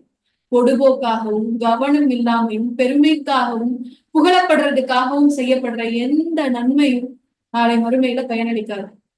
அப்போ நம்ம செய்யற நன்மைகள்ல சிறந்த நன்மை நம்ம உள்ளத்தால செய்யறோம். இப்போ அந்த உள்ளம் சரியா இருந்தாதான அந்த நன்மையை நம்ம சரியா செய்ய முடியும். அடுத்தது, நம்ம எதுக்காக உள்ளத்தை பத்தி படிக்கிறோம் அப்படின்னா, மறுமை நாளில் அதிகம் கவனிக்கப்படுவது உள்ளம் மட்டும்தான். சுபஹானல்லாஹ், மறுமை நாள்ல அதிகம் கவனிக்கப்படுவது இந்த உள்ளம் மட்டும்தான். இந்த உலகத்துல இருக்கும் போதே அல்லாஹ் சொல்றான், நான் உங்களுடைய தோற்றத்தை பார்க்கல, உங்களுடைய உள்ளத்தை பாக்குறேன். நீங்க எந்த தகுதியில இருக்கீங்கன்னு பாக்கல, நீங்க எந்த அழகுல இருக்கீங்கன்னு பாக்கல, நான் மாறா உங்களுடைய உள்ளத்தை தான் பாக்குறேன். உங்க உள்ளம் என்ன நிலையில இருக்குன்னு பார்த்து அதுக்கேத்தாற் போலதான் நான் சொல்லி கொடுக்குறேன். மறுமையிலையும் அதே போல நம்மளுடைய உள்ளம் தான் அதிகம் கவனிக்கப்படும். தீர்ப்புகள் அங்க வழங்கப்படுறது நம்மளுடைய உள்ளத்தை வச்சுதான். நீ தொழுதியா, உன்னுடைய ஏட்டுல 20 நேர தொழுகை இருந்துச்சான்னு இப்ப அல்லாஹ் பார்க்க போறது. அந்த 20 நேர தொழுகையிலையும் உன்னுடைய உள்ளம் எப்படி இருந்துச்சு அப்படிங்கிறதான் அல்லாஹ் பார்க்க. நீ நாள் ஃபுல்லா அழைப்பு பணி செஞ்சியா, அதெல்லாம் பாக்குறது இல்லை. அந்த அழைப்பு பணி செய்யும் போது உன் உள்ளம் எப்படி இருந்ததுன்னு நல்லா பார்க்க. நீ செல்வத்தை வாரி வாரி வழங்குறியா? நீ உன்னுடைய மாத வருமானத்துல பாதிய நீ எல்லாருடைய பாதையில தர்மம் செஞ்சியா? அது இங்க பெருசு இல்ல. தர்மம் செய்யும் போது உன்னுடைய உள்ளம் எப்படி இருக்கு? இப்ப நாளை மறுமையில நம்ம எல்லாம் முன்னாடி போய் நிற்கும் போது, நான் சுமையாவாவோ, நீங்க ஃபாத்திமாவாவோ, நீங்க ஆயிஷாவாவோ போய் நிக்கிறது இல்லை. சுமையாவுடைய உள்ளம் எப்படி இருந்தது அப்படிங்கிறத பொறுத்துதான் அல்லாஹ் நமக்கு கூலி கூலி கொடுக்கும். அதனாலதான் இப்ராஹிம் நபி செஞ்ச பிரார்த்தனைகளை சொல்லும் போது அல்லாஹ் தன்னுடைய திருமணி குர்ஆன்ல இந்த வார்த்தையை சொல்லிப்பாரு. பாருங்க, இன்னும் மனிதர்கள் உயிர் கொடுத்து எழுப்பப்படும் நாளில் என்னை நீ உள்ளாக்காது இருப்பாயாக அப்படின்னு சொல்லி என்ன செய்யறாங்க? யார் செய்யற துவா இது? இப்ராஹிம் நபி செய்யற துவா. அவங்க யாரு? மார்க்கத்துடைய தந்தை, அல்லாஹ்வுடைய தோழன். அவங்க செஞ்ச ஒரு துவா, யா அல்லாஹ், நாளை மறுமையில் நீ என்னை எழுப்பும் போது என்னை இழிவுக்குள்ளாக்கிறாத. அடுத்து சொல்றாங்க, அந்நாளில் செல்வமும் பிள்ளைகளும் யாதொரு பயனும் அளிக்கப்பட மாட்டாது. அந்த நாள்ல எந்த யூஸ்மே இல்லை. உன்னுடைய செல்வத்தாலையும் உன்னுடைய பிள்ளைகளாலையும், இத ரெண்டும் தானே இந்த உலகத்துல முக்கியம் நம்ம அலையிறோம். இந்த ரெண்டாலையும் நாளைக்கு மறுமையில உங்களுக்கு எந்த பயனும் இல்லை. எல்லாம் சொல்லி காட்டுறோம் பாருங்க. இல்லாமன் அத்தல்லாஹி கல்வின் சலீம், எவர் ஒருவர் பரிசுத்த இதயத்தை அல்லாஹ்விடம் கொண்டு வருகிறாரோ அவர் மட்டுமே கண்ணியம் அடைவார். மறுமை நாள் அப்படிங்கிறது ஒரு சாதாரண விஷயம் இல்லைல்ல. இந்த உலகத்துல தோன்றிய முதல் மனிதன்ல இருந்து கடைசி மனிதர் வரைக்கும் ஒன்று கூடி இருக்கிற ஒரு சபை. எல்லா நபிமார்களும் ஒன்று கூடி இருக்கிற சபை. நம்ம நம்ம பார்த்து பார்த்து ஆச்சரியப்பட்டு வியந்த எத்தனையோ நபித்தோழர்களும் நபி தோழியர்களும் நிற்கக்கூடிய சபை. அப்படி ஒரு சபையில நான் கண்ணியப்படுத்தப்படணும், அல்லாஹ் என்ன மதிக்கணும், எனக்கு ஒரு அந்தஸ்தை கொடுக்கணும் அப்படின்னா அது எதால மட்டும்தான் கொடுக்க முடியும்? நம்மளுடைய உள்ளத்தால மட்டும்தான் கொடுக்க முடியும். அப்படி கண்ணியத்தை பெற்று தரக்கூடிய உள்ளமா உங்களுடைய உள்ளம் இருக்காது. மிகைப்படுத்தி எதுவும் யோசிக்க வேண்டாம். ஒரு செகண்ட் கண்ணை மூடி உங்களுடைய உள்ளத்துல கை வச்சு சொல்லுங்க. இப்ராஹிம் நபி சொல்றது போல, யா அல்லாஹ், என்ன மறுமையில இழிவுபடுத்திடாம இரு. நான் இழிவுபடுத்தாம யார இருப்பேன்னு அல்லாஹ் சொல்றாங்க. யார் பரிசுத்தமான இதயத்தோட உங்களுடைய இறைவன் முன்னாடி வந்து நிக்கிறீங்களோ அவங்களுக்குதான் இழிவு இல்ல, கண்ணியம்னு அல்லாஹ் சொல்றான். என்னுடைய இதயம் அல்லாஹ் சொல்ற மாதிரி பரிசுத்தமா இருக்கா? நான் போய் நின்றா எனக்கு கண்ணியம் கிடைக்குமா? இன்னைக்கு நான் மரணிச்சு நான் மறுமையை சந்திக்கிறதா இருந்தா என்னுடைய உள்ளம் எனக்கு கண்ணியத்தை பெற்று தருமா? அந்த அளவுக்கு அழகான இதயமா என்னுடைய இதயம் இருக்கா? இதை பத்தி நம்ம என்னைக்காவது கவலைப்பட்டிருக்கோமா? இல்ல யோசிச்சிருக்கோமா? வெளி தோற்றத்துக்கு அதிகம் முக்கியத்துவம் கொடுக்கிறோம். வெளியில மக்கள் என்னை இப்படி பாத்திரக்கூடாதுன்னு நம்ம நினைக்கிறோம். ஆனா என்னைக்காவது என்னுடைய உள்ளத்தை அல்லாஹ் பார்த்துட்டு இருக்கானே, அது என்ன நிலையில இருக்கு? அல்லாஹ் பார்க்கக்கூடிய என்னுடைய உள்ளம் எனக்கு கண்ணியத்தை பெற்று தருமா அப்படின்னு என்னைக்காவது நம்ம யோசிச்சு கவலைப்பட்டிருக்கோமா? கடைசியா என்னைக்கு நம்ம உள்ளத்தை நினைச்சு அழுதுருக்கோம்? யா அல்லாஹ், என்னுடைய உள்ளம் இப்படி இருக்கே, அழுதுருக்கோம். நம்மளுடைய உலக நிலையை நினைச்சு, நம்மளுடைய உடல் நிலையை நினைச்சு அழுதுருக்கும். எனக்காவது உள்ளத்தை நினைச்சு அழுதுருக்கும். எல்லாம் இவ்வளவு பாவம் செய்யறேன்னு என் மனசு திரும்ப திரும்ப தவறின் பக்கமே போகுதே, இதை எப்படி அல்லாஹ் சரி செய்யறது? ஒரு துருப்பிடித்த ஒரு பாத்திரத்தை போல என் உள்ளம் இருக்கே அல்லாஹ், இதை எப்படி நான் சரி செய்யறது? இப்படியே இருந்தா எனக்கு கண்ணியம் ஒரு இடத்துல கிடைக்காதே. இதை நினைச்சு என்னைக்காவது நம்ம கவலைப்பட்டிருக்கோமா? யஹ்யா இப்னு முஆத் அப்படிங்கிற தாபியின் சொல்றாங்க, இந்த உலகத்துடைய தூரங்கள் எல்லாம் கால்களால கணக்கிடப்படுது. கால்களால கால்களால கவர் பண்ணப்படுது. இங்க உள்ள ஒரு தூரத்தை நம்ம எப்படி அடைவோம்? இப்ப எனக்கும் உங்களுக்கும் ஒரு மீட்டர் தூரம் இருக்குன்னா அதை நான் எப்படி நெருக்கமாக்குவேன்? என்னுடைய கால்களால நான் நடந்து வந்து நெருக்கமாக்குவேன். ஆனா மறுமையின் தூரங்கள் எல்லாம் உள்ளத்தால் தான் நெருக்கமாக்கப்படுதுன்னு சொல்லுவோம். உங்களுடைய இதயம் எந்த அளவுக்கு கண்ணியமா இருக்கோ அந்த அளவுக்கு நீங்க மறுமையில அல்லாஹ் கிட்ட நெருக்கத்துல இருந்துட்டே இருப்பீங்க, முன்னேறி போயிட்டே இருப்பீங்க. எந்த அளவுக்கு உங்களுடைய உள்ளம் பரிசுத்தமா இல்லையோ, உயிரோட்டமா இல்லையோ, மரணிச்சுட்டு இருக்கோ, அந்த அளவுக்கு நீங்க அல்லாஹ்வை விட்டு தூரமா போயிட்டே இருப்பீங்க. இத பத்தி அதிகம் சிந்திக்கக்கூடியவங்க நமக்கு முன்னர் இந்த மனிதர்கள் இததான் அதிகமா யோசிச்சு பார்த்திருக்காங்க. நபி ஸல்லல்லாஹு அலைஹி வஸல்லம் அவங்களா இருந்தாலும் சரி, சஹாபாக்களா இருந்தாலும் சரி, இந்த உள்ளத்தை அதிகமா யோசிச்சிருக்காங்க. நன்மையுடைய பிறப்பிடம்னு சொல்றானே அல்லாஹ், தீமையுடைய பிறப்பிடம்னு சொல்றானே, மறுமையில இதுதான் மதிப்பிடப்படும் சொல்றானே, அந்த உன்னதமான பொருள் என்கிட்ட எந்த நிலைமையில இருக்கு அப்படிங்கிறத அடிக்கடி சுய பரிசோதனை செஞ்சிருக்காங்க. நபி ஸல்லல்லாஹு அலைஹி வஸல்லம் நம்ம பாருங்க, தன்னுடைய வாழ்ந்த நாட்கள்ல ஒரு நாளைக்கு 100 முறை பாவ மன்னிப்பு தேடுறவங்களா இருந்தாங்க. எந்த தவறுக்காக பாவ மன்னிப்பு தேடினாங்க? எந்த தவறு அவங்க செஞ்சாங்க? ஒரு நாளைக்கு 100 முறை பாவ மன்னிப்பு தேடுறாங்கன்னா, தன்னுடைய உள்ளத்தை நினைத்து நபி ஸல்லல்லாஹு அலைஹி வஸல்லம் 100 முறை பாவ மன்னிப்பு தேடு. யா அல்லாஹ் என்ன மன்னிச்சிரு, யா அல்லாஹ் என்ன மன்னிச்சிரு, என் உள்ளத்தை சரிப்படுத்து, என்னுடைய சிந்தனையை சரிப்படுத்து. இப்போ நமக்கு முன்னிருந்த நபிமார்களும் சரி, சஹாபாக்களும் சரி, அவங்களுக்கு 2 கண்கள் இருந்தா, ஒரு கண்ணை வச்சுதான் இந்த உலகத்தை பார்க்கக்கூடியவங்களா இருந்திருக்காங்க. இன்னொரு கண்ணை கொண்டு தன்னுடைய உள்ளத்தை பார்க்கக்கூடியவங்களா இருக்கு. ஒவ்வொரு நேரமும் தன்னுடைய உள்ளம் எப்படி இருக்கு அப்படிங்கிறத அவங்க பார்த்துக்கிட்டே இருந்தாங்க. அப்படி அவங்க பார்த்து அவங்க சுய பரிசோதனை செஞ்சுக்கிட்டே இருந்தனாலதான் நபி ஸல்லல்லாஹு அலைஹி வஸல்லம் அவங்க கிட்ட போய் அப்பப்ப அட்வைஸ் கேட்பாங்க. யாரும் சொல்லலாம், ஏதாவது ஒரு உபதேசம் சொல்லுங்க. இன்னைக்கு நமக்கு உபதேசம் எவ்வளவு கடினமான ஒரு விஷயமா இருக்கு, எவ்வளவு கடினமா இருக்கு. என்னடா இது, எப்ப பார்த்தாலும் இதே சொல்றாங்களே. ஆனா அவங்க எப்படி இருந்தாங்க? அதாவது உபதேசம் சொல்லுங்க யார சொல்லலாம், என் உள்ளம் கனமா மாறிட்டே இருக்கு, என் உள்ளம் மிருதுவான தன்மையை இழந்துகிட்டே இருக்கு, யார சொல்லலாம், ஏதாவது ஒரு உபதேசம் சொல்லுங்க. இப்ப நபி ஸல்லல்லாஹு அலைஹி வஸல்லம் அவங்களுக்கு அழகான உபதேசங்கள் கொடுத்திருக்காங்க. நீ தொழுகிற ஒவ்வொரு தொழுகையையும் உன்னுடைய கடைசி நேர தொழுகையா நினைச்சு தொழுகு. நீ சொல்ற ஒவ்வொரு வார்த்தையையும் நீ கவனமா பேசு. அடுத்தவங்களுடைய கையில இருக்க பொருளுக்காக நீ எப்பயுமே ஆசைப்படாத. உன்னிடத்துல அல்லாஹ் என்ன கொடுத்திருக்கானோ அதை மட்டும் யோசி. இப்படின்னு அல்லாஹ்வுடைய தூதர் ஒரு சஹாபிக்கு உபதேசம் செய்யறாங்க. சயீத் இப்னு யஜீத்னு ஒரு சஹாபி வந்து நபி ஸல்லல்லாஹு அலைஹி வஸல்லம் கிட்ட கேக்குறாங்க, யா ரசூலல்லாஹ் எனக்கு ஏதாவது ஒரு உபதேசம் பண்ணுங்க. அப்புறம் சொல்ல அவங்களுக்கு ஒரு உபதேசம் கொடுக்குறாங்க, நீ அல்லாஹ்விடத்தில் வெட்கப்படு, அல்லாஹ் கிட்ட நீ வெட்க உணர்வோட நடந்துக்கோ. எப்படி இந்த பூமியில ஒரு உயர்ந்த அந்தஸ்துல இருக்க ஒரு மனிதன் கிட்ட நீ வெட்கத்தோட நடந்துக்குவியோ, உன்னை பத்தி அவருக்கு எதுவும் தெரிஞ்சிடக்கூடாதுன்னு நீ நினைப்பியோ, அவர் முன்னாடி நீ நல்லவரா இருக்கணும்னு நினைப்பியோ, அதே போல அல்லாஹ் கிட்டயும் நீ ஒரு வெட்க உணர்வோட நடந்துக்கோ. நீ தனிமையில இருக்கும் போதும் அல்லாஹ் உன்னை பார்க்கிறான். அப்ப அல்லாஹ் தடுத்த காரியங்களை நீ செய்யாம இரு. அல்லாஹ் கிட்ட நீ வெட்க உணர்வோட நடந்துக்கோ அப்படின்னு சொல்லி சொல்றாங்க. இப்ப இப்படி சஹாபாக்கள் நபி ஸல்லல்லாஹு அலைஹி வஸல்லம் அவங்க கிட்ட போய் உபதேசங்களை கேட்டு கேட்டு தங்களுடைய உள்ளத்தை சரி செஞ்சுக்கிட்டாங்க. ஏன்னா அவங்களுக்கு அவங்களுடைய உள்ளத்தை பத்தின கவலை இருந்தது. அது எப்படி இருக்கு அப்படிங்கிற ஒரு அவேர்னஸ் இருந்தது. அந்த அவேர்னஸ் இருந்தனாலதான் அவங்க போய் ரசூலுல்லாஹ் கிட்ட உபதேசங்களை கேட்டுட்டு இருக்காங்க. இன்னும் சில சமயங்கள்ல அவங்களுக்குள்ளேயே பேசிக்குவாங்க.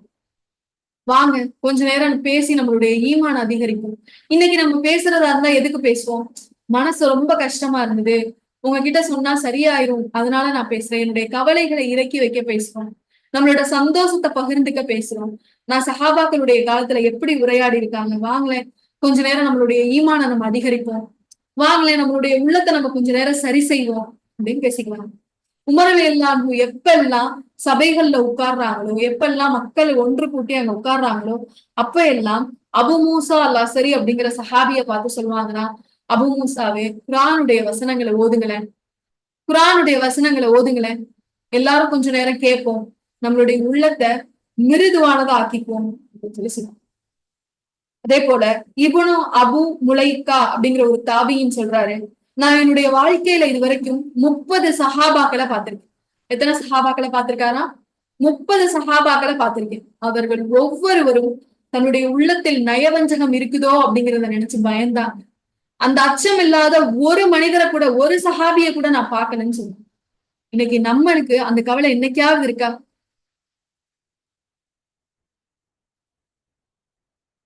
என் உள்ளம் நயவஞ்சக தன்மையோட இருக்கா இல்லையாங்கிறத பத்தி எனக்கு என்னைக்காவது அக்கறை இருந்திருக்கா? இன்னும் பாருங்க எப்படிலாம் இந்த மக்கள் உள்ளத்தை சரி செய்யறதுக்காக முயற்சி எடுத்திருக்காங்கன்னு. ரபியா அப்படிங்கிற ஒரு தாபியின் என்ன பண்றாரு அப்படின்னா, அவரு தன்னுடைய வீட்டுல ஒரு கபரு தோண்டி வச்சிருந்தாரு. வீட்டுல என்ன செஞ்சிருந்தாரு? ஒரு மண்ணறை தோண்டி வச்சிருந்தாரு, அதை மூடி வச்சிருப்பாரு. அவருக்கு எப்பெல்லாம் அவருடைய உள்ளம் இந்த உலகத்துல மூழ்கி போகுதோ, எப்பெல்லாம் அவருடைய உள்ளம் கடினமானதா மாறுதோ, அப்ப அவர் என்ன செய்வாரு? அந்த திரையை எடுத்துட்டு அந்த கபூர்ல போய் படுத்திருப்பாரு. சுப்ஹானல்லாஹ், யோசிச்சு பாருங்க. இப்ப உயிரோடு இருக்கும் போதே அந்த கபருக்குள்ள போய் படுத்தா நம்ம மனசுல என்னென்ன யோசிக்கும். இப்ப நமக்கு அப்படி ஒரு சந்தர்ப்பம் கிடைக்குதுன்னு வச்சுக்கோமே, கபர்ல படுக்கக்கூடிய ஒரு சந்தர்ப்பம், மரணிக்கிறதுக்கு முன்பாகவே அப்படி போய் நம்ம படுத்தா நமக்கு என்னென்ன யோசனை வரும், நம்ம எதெல்லாம் படிச்சோமோ, எதெல்லாம் நமக்கு உபதேசமா சொல்லப்பட்டதோ, எதெல்லாம் மண்ணறையில நடக்கும் நமக்கு எச்சரிக்கையா கொடுக்கப்பட்டதோ, அந்த எல்லா விஷயமும் இப்ப நமக்கு ஞாபகம் வரும். சுபஹானல்லாஹ், இப்படித்தானே நான் நாளைக்கு மரணிச்சாலும் இருக்கும் அப்படிங்கிற எண்ணம் நம்ம மனசுக்கு வரும். அந்த சஹாபி என்ன செய்வாரா, உள்ள கொஞ்ச நேரம் போய் படுத்திருந்துட்டு அவருடைய உள்ளம் சொல்ல ஆரம்பிக்குமா, வெளியில போயிரு, வெளியில போயிரு, இந்த வாய்ப்பை பயன்படுத்திக்கோ, வெளியில போயிரு, உன்னை நீ சரி பண்ணிக்கோ, உன்னுடைய உள்ளத்தை நீ சரி பண்ணிக்கோ அப்படின்னு சொன்னாங்க. அப்போ உள்ளத்துடைய கடினத்தை குறைக்கிறதுக்காக, உள்ளம் துருப்பிடிச்சு அழுக்கா இருக்குங்கிறத தெரிஞ்சுட்டு அதை சரி செய்யறதுக்காக சுபஹானல்லாஹ் எவ்வளோ முயற்சிகள் எடுத்திருக்காங்க. நம்ம எந்த அளவு முயற்சிக்கிறோம் பாருங்க. நபி ஸல்லல்லாஹு அலைஹி வஸல்லம் அவங்க ஒரு முறை என்ன செய்யறாங்க அப்படின்னா, சஹாபாக்களுக்கு மத்தியில உட்கார்ந்துருக்கும் பொழுது அழுகுறாங்க அழுகுறாங்க. அவங்களுடைய கண்ணீர் துளி தரையில பட்டு அந்த மண்ணை ஈரமாக்குற அளவு அழுகுறாங்க. எதை பார்த்து அழுகுறாங்கன்னா, அங்க இருந்த ஒரு மண்ணறை தோண்டப்பட்ட ஒரு இந்த மண்ணறையை பார்த்து அழுகுறாங்க. அப்ப அதை அழுது முடிச்சுட்டு நபி ஸல்லல்லாஹு அலைஹி வஸல்லம் சஹாபாக்களை நோக்கி சொல்றாங்க, என்னுடைய தோழர்களே, இந்த ஒரு இடத்துக்காக தான் நான் உங்களை தயார்படுத்திட்டு இருக்கேன். எங்க போறதுக்கு? மண்ணறைக்கு நீங்க போறதுக்காக தான் நான் உங்களை தயார்படுத்திட்டு இருக்கேன். இந்த தயாரிப்பை மட்டும் நீங்க உங்களுடைய வாழ்க்கையில சிறந்த தயாரிப்பா ஏற்படுத்திக்கோங்க அப்படின்னு சொல்லி சொல்றேன். அப்போ எப்பெல்லாம் உன்னுடைய மனசு கடினமாகுதோ அப்பெல்லாம் அதை எப்படி சரி செய்யணும், இல்ல இதுல இருந்து எப்படி வெளியில வரணும்னாவது நம்ம யோசிச்சிருக்கோமா, முயற்சி செஞ்சிருக்கோம். இப்ப இவங்களுக்கு இந்த யோசனை எல்லாம் எப்படி வந்தது, என் உள்ளம் எப்படி இருக்கு, அது எப்படி இருக்கு, அதை நான் சரி பண்ணணுமே, அது இந்த நிலையில இருக்கு அப்படின்றது அவங்களுக்கு எப்படி தெரிஞ்சது அப்படின்னா, அவங்க உள்ளத்துடைய வகைகளை பத்தி தெளிவா புரிஞ்சு வச்சிருந்தாங்க. நபி ஸல்லல்லாஹு அலைஹி வஸல்லம் சொல்றாங்க, உள்ளம் 4 வகையில இருக்கு. ஒருத்தருடைய மனசு இந்த 4 நிலையில தான் இருக்கு. இந்த 4 நிலையில ஏதாவது ஒரு நிலையில தான் நம்மளுடைய மனசு இருக்கு. இப்ப நான் சுய பரிசோதனை செய்யணும்னு நினைக்கிறேன், என் உள்ளம் எப்படி இருக்கணும்னு நினைக்கிறேன் அப்படின்னா, இந்த 4க்கும் அவங்க ஒரு டெபினிஷன்ஸ் கொடுத்திருக்கோம்ல, அதை வச்சு நம்மளுடைய உள்ளத்தை பொருத்தி பார்த்தா இந்த 4 வகையில எந்த வகையில நம்மளுடைய உள்ளம் இருக்கு அப்படிங்கறத நம்ம தெரிஞ்சுக்கணும். முதலாவதா உள்ள உள்ளத்துடைய வகை கல்புன் அஜ்ரத். என்ன உள்ளம் அது? கல்புன் அஜ்ரத், மெருகூட்டப்பட்ட உள்ளமா, நல்ல பாலிஷான உள்ளம், ஒரு ஒளிரும் விளக்கை போல உள்ள ஒரு உள்ளம். அது தானும் வெளிச்சமா இருக்கும், பிறருக்கும் வெளிச்சத்தை கொடுக்கும். 2வது உள்ளம் பாருங்க, கல்புன் அக்லஃப். கல்புன் அக்லஃப், கல்புன் அக்லஃப்னா என்ன அப்படின்னா, முடிச்சுடன் முத்திரையிடப்பட்ட இதயம். வெறுமனே என்ன செய்யல, பூட்டி மட்டும் வைக்கல, ஒரு நல்ல ஒரு டைட்டா ஒரு கயிறு போட்டு ஒரு முடிச்சும் போட்டுட்டு அதுக்கு மேல அது ஒரு மூடியும் போட்டு மூடப்பட்ட ஒரு இதயம்.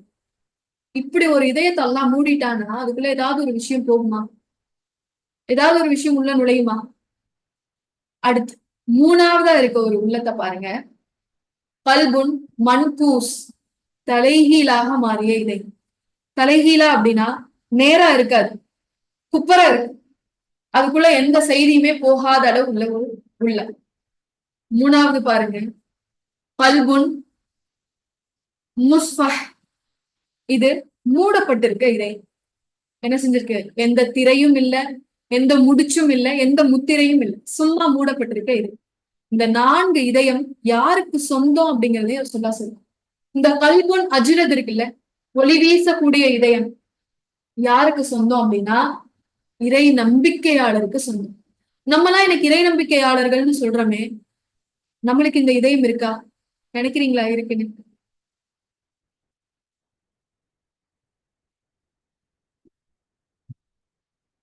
கல்புன் அஜ்ரத் என்கிட்ட இருக்கா? ஒளி வீசுதா என்னுடைய உள்ளம்? அடுத்து பாருங்க, கல்புன் அகுலஃப், இந்த உள்ளம் யார்கிட்ட இருக்கு? முடிச்சு போட்டு முத்திரையிடப்பட்ட ஒரு உள்ளம். இது யாருக்கு சொந்தமான உள்ளம் அப்படின்னா இறை நிராகரிப்பாளர்களுக்கு சொந்தமான உள்ளம். அடுத்தது பாருங்க, கல்புன் மன்கூஸ், தலைகீழாக மாறிய உள்ளம். இது யாருக்கு உதாரணம்? இது யார்கிட்ட இருக்குன்னா நயவஞ்சகன் கிட்ட இருக்கிற ஒரு உள்ளம். அவனுக்கு எந்த செய்தியும் உள்ள போகாது, ஏன்னா அந்த பாத்திரம் திறப்பே இல்லாம மூடி தலைகீழ. 4வது இருக்கக்கூடிய ஒரு உள்ளத்தை பாருங்க, கல்புன் முஸ்ஃபஹ். இந்த உள்ளம் யார்கிட்ட இருக்கு அப்படின்னா நம்பிக்கை மற்றும் நயவஞ்சகம் இரண்டையும் உள்ளடக்கிய இதயம் இது. யாருக்கு கல்புன் முஸ்ஃபஹ் இருக்கு? மூடப்பட்ட இதயம் யாருக்கு இருக்கு? அவங்க நம்பிக்கையாவும் இருப்பாங்க, நயவஞ்சகமாவும் இருக்கும். அது எப்படி நம்பிக்கையாவும் நயவஞ்சகமாவும் இருக்க முடியும்? நம்பிக்கையாவும் நயவஞ்சகமாவும் எப்படி இருக்க முடியும்? இந்த நாளில எந்த உள்ளம் நம்மளுக்கானதுன்னு நினைக்கிறீங்க?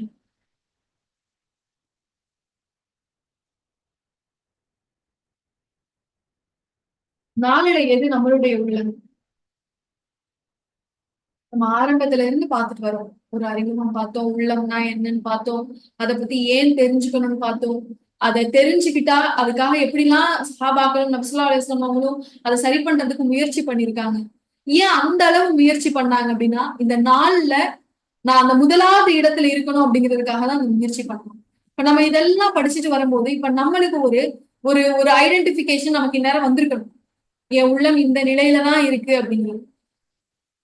கவலையான விஷயம் என்ன அப்படின்னா, முதலாவது இடத்துல இருக்க வேண்டிய நம்மளுடைய உள்ளம் 4வது இடத்துலதான் இருக்கு. பெரும்பாலான நேரங்கள்ல நம்ம கல்புன் முஸ்ஃபஹா தான் இருக்கு. நம்பிக்கையும் இருக்கு, நயவஞ்சகமும் இருக்கு. அது எப்படி நம்பிக்கையும் நயவஞ்சகமும் இருக்குன்னு கண்டுபிடிக்கிறோம் அப்படின்னா, நம்மளுக்கு தொழுகையிலையும் இன்பம் வருது, அல்லாஹ் தடுத்த காரியத்திலையும் இன்பம் வருது. அப்படிதானே?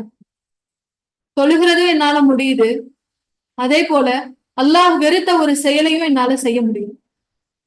நோன்பு வைக்கவும் என்னால முடியுது, அல்லாஹ் தடுத்த அனாச்சாரங்களை என்னால செய்யவும் முடியுது.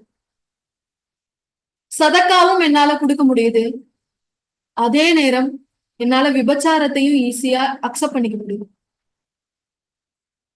உபதேசங்களை என்னால உட்கார்ந்து கேட்கவும் முடியுது, அதே நேரம் அந்த உபதேசத்தின்படி செயல்படாம இருக்கிறது என்னால முடியும். அப்போ அல்லாஹ் ஏவிய விஷயங்கள்லயும் எனக்கு இன்பம் இருக்கு, அல்லாஹ் தடுத்த விஷயங்கள்லயும் எனக்கு இன்பம் இருக்கு. இன்னைக்கு அப்படித்தானே நம்மளுடைய உள்ளம் இருக்கு.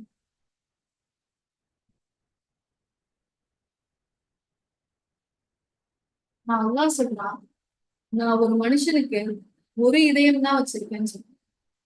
ஒரு இதயம் தான் நான் வச்சிருக்கேன். நீங்க இப்ப ஃபீல் பண்ற மாதிரி 2 இதயத்தை நான் ஒரு மனுஷனுக்கு வைக்கவே இல்லை. மா ஜஅலல்லாஹு லிரஜுலின் மின் கல்பைனி. எந்த மனிதனுடைய அகத்திலும் அல்லாஹ் 2 இதயங்களை உண்டாக்கவில்லை.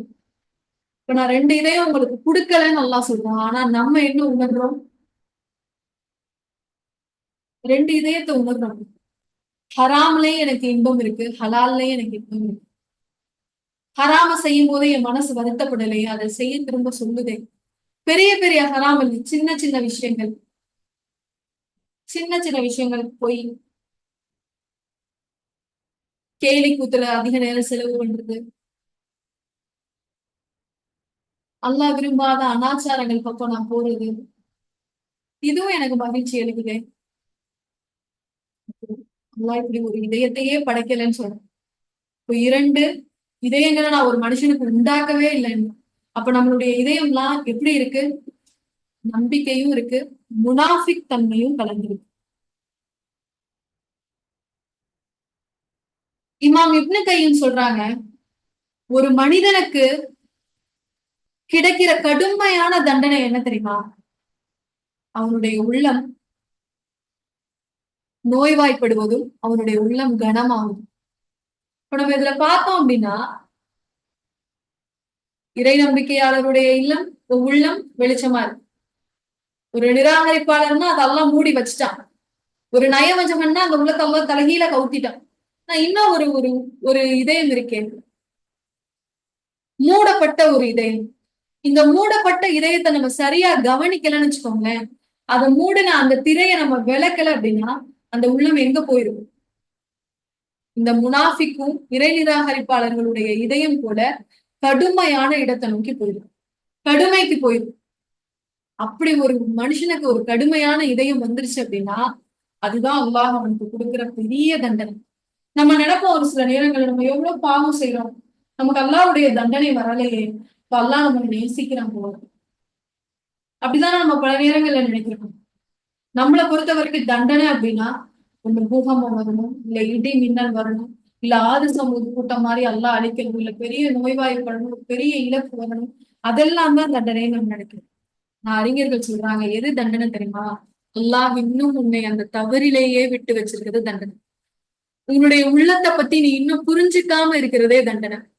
உன்னுடைய உள்ளம் எந்த நிலையில இருக்கு அப்படின்னு இது வரைக்கும் நான் ஒரு விழிப்புணர்வே அடையாத ஒரு நிலையில இருக்கேன் அப்படின்னா அதுதான் உனக்கான தண்டனை.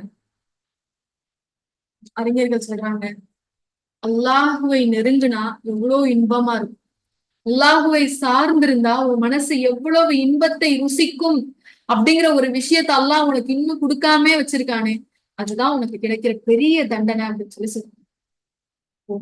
நம்மளுடைய உள்ளமும் இப்படி கடினமா மாறிடுச்சு, நன்மையையும் ஏத்துக்குது, தீமையிலையும் மகிழ்ச்சி அடையுது அப்படின்னா அந்த இதயத்தை தான் நம்ம உடனடியா கவனிக்க வேண்டிய இதயம். அதுதான் எமர்ஜென்சி சுச்சுவேஷன்ல இருக்கக்கூடிய இதயம். நம்ம 4 வகையான இதயத்துல பார்த்தோம்ல, அந்த இதயத்திலேயே உடனே இப்ப ட்ரீட்மெண்ட் பண்ணணும், இல்லைன்னா அது எங்க போயிரும், கடினமான இதயமா மாறிடும். கடைசியில இறுதியில அல்லாஹ் அதுல ஒரு திரையிட்டு ஒரு முத்திரையிட்டு வைக்கக்கூடிய நிலையில அந்த இதயம் போயிரும் அப்படிங்கிற நிலையில உள்ள இதயம். ஏன்னா அல்லாஹ் தன்னுடைய திருமறை குர்ஆன்ல சொல்றாங்கல்ல, நபியே தன்னுடைய மனு இச்சையை தன்னுடைய தெய்வமாக ஆக்கி கொண்டவர்களை நீங்க பார்த்திருக்கீங்களா? 45வது அத்தியாயத்துடைய 23வது. தனது மன இச்சையை தெய்வமாக ஆக்கி கொண்ட மனிதர்களை நீங்க பார்த்திருக்கிறீங்களா? மேலும் அறிந்தே அல்லாஹ் அவனை வழிகேட்டில் விட்டு அவனுடைய காதுகள் மீதும் இதயத்தின் மீதும் முத்திரையிட்டு இன்னும் அவனுடைய பார்வையின் மீது திரையையும் அமைத்து விட்டான். நம்ம கரெக்டான ஒரு எமர்ஜென்சி சுச்சுவேஷன்ல இருக்கக்கூடிய நம்மளுடைய உள்ளத்தை நம்ம சரி செஞ்சுக்கல, இப்ப நம்ம அதை சரிப்படுத்தலைன்னா அது கடினமான இதயமா மாறிடும். அப்படி கடினமான இதயமா மாறிடுச்சு அப்படின்னா அல்லாஹ் என்ன சொல்றான், அதுக்கு மேல அல்லாஹ் விட்டுருவான், தெரிஞ்சே விட்டுருவான். நீ வாட்டுக்கு அந்த வழிகேட்டிலே இரு, நல்லா விட்டு உன்னுடைய உள்ளத்திலையும் உன்னுடைய காதுகள்லையும் அல்லாஹ் எந்த ஒரு உபதேசத்தையும் கொண்டு போய் உள்ள சேர்க்காத அளவு ஒரு முத்திரையை வச்சிருக்கான். அதுக்கு முன்னாடியே நம்ம என்ன செஞ்சிருந்தோம், கொஞ்சம் விழிப்புடையவங்களா இருந்தோம். என்னுடைய உள்ளம் இப்போ இந்த அவசர நிலையில இருக்கு அப்படின்னா நான் எப்படி சரி செஞ்சுக்கிறது? அதுக்கு முன்னாடி நம்மளுக்கு ஒரு சந்தேகம் வரும், என் உள்ளம் இந்த அவசர நிலையில தான் இருக்குங்கிறத நான் எப்படி அறிஞ்சுக்கிறேன்? கல்புன் முஸ்பஹா தான் என்னுடைய இதயம் இருக்கு, நம்பிக்கையும் இருக்கு, எனக்கு நயவஞ்சகமும் இருக்கு, என் உள்ளம் நோய்வாய்ப்பட்டு இருக்கு, இதை நான் சரி செய்யணும், நான் ஒரு கிரிட்டிக்கல் கேர் எனக்கு தேவை, என் உள்ளத்துக்கு தேவை அப்படிங்கிறத நான் எப்படி கண்டுபிடிக்கிறது?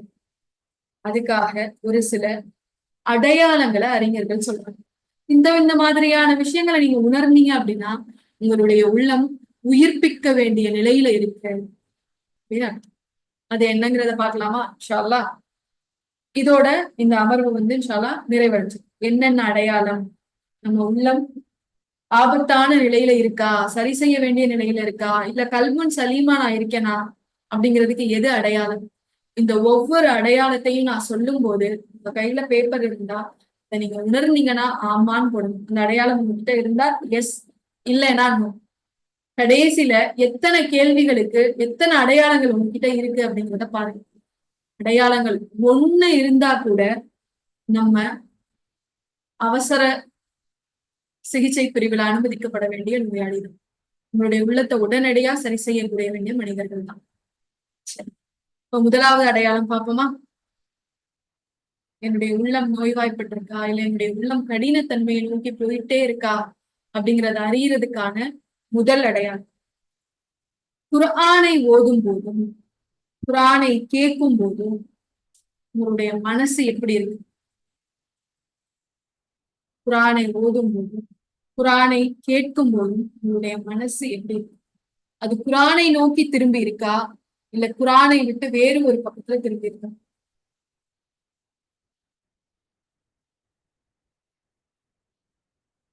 குர்ஆனை ஓதும் போதும் குர்ஆனை செவிமடுக்கும் போதும் என்னுடைய உள்ளம் வேறு ஒரு புறமாக இருக்கு, குர்ஆன் நோக்கியே என்னுடைய உள்ளம் இல்லை அப்படின்னா இப்போ உங்களுக்கு கடினமான இதயத்திற்கான ஒரு அடையாளம் இருக்கு. ஏன்னா அல்லாஹ் தன்னுடைய திருமறை குர்ஆன்ல சொல்லும் போது சொல்றான், உண்மையான முஃமின்கள் யார் என்றால் அல்லாஹ்வின் திருநாமம் அவர்கள் முன் கூறப்பட்டால் அவர்களுடைய இதயங்கள் பயந்து நடுங்கிவிடும், அவனுடைய வசனங்கள் அவர்களுக்கு ஓதி காண்பிக்கப்பட்டால் அவர்களுடைய ஈமான் அதிகம். நான் குரான் ஓதுறேனே, நான் மனனம் பண்றேனே, நான் ஒப்பிக்கிறேனே, குரானோட தொடர்போட இருக்கேனே, ஆனா இந்த குரான் என்கிட்ட எந்த தாக்கத்தையும் ஏற்படுத்தல, எந்த மாற்றத்தையும் ஏற்படுத்தல, எனக்கு எந்த உணர்வையும் கொண்டு வந்து சேர்க்கல அப்படின்னா நம்மளுக்கு நோயுள்ள இதயம் அப்படிங்கிறதுக்கு இது ஒரு அறிகுறி.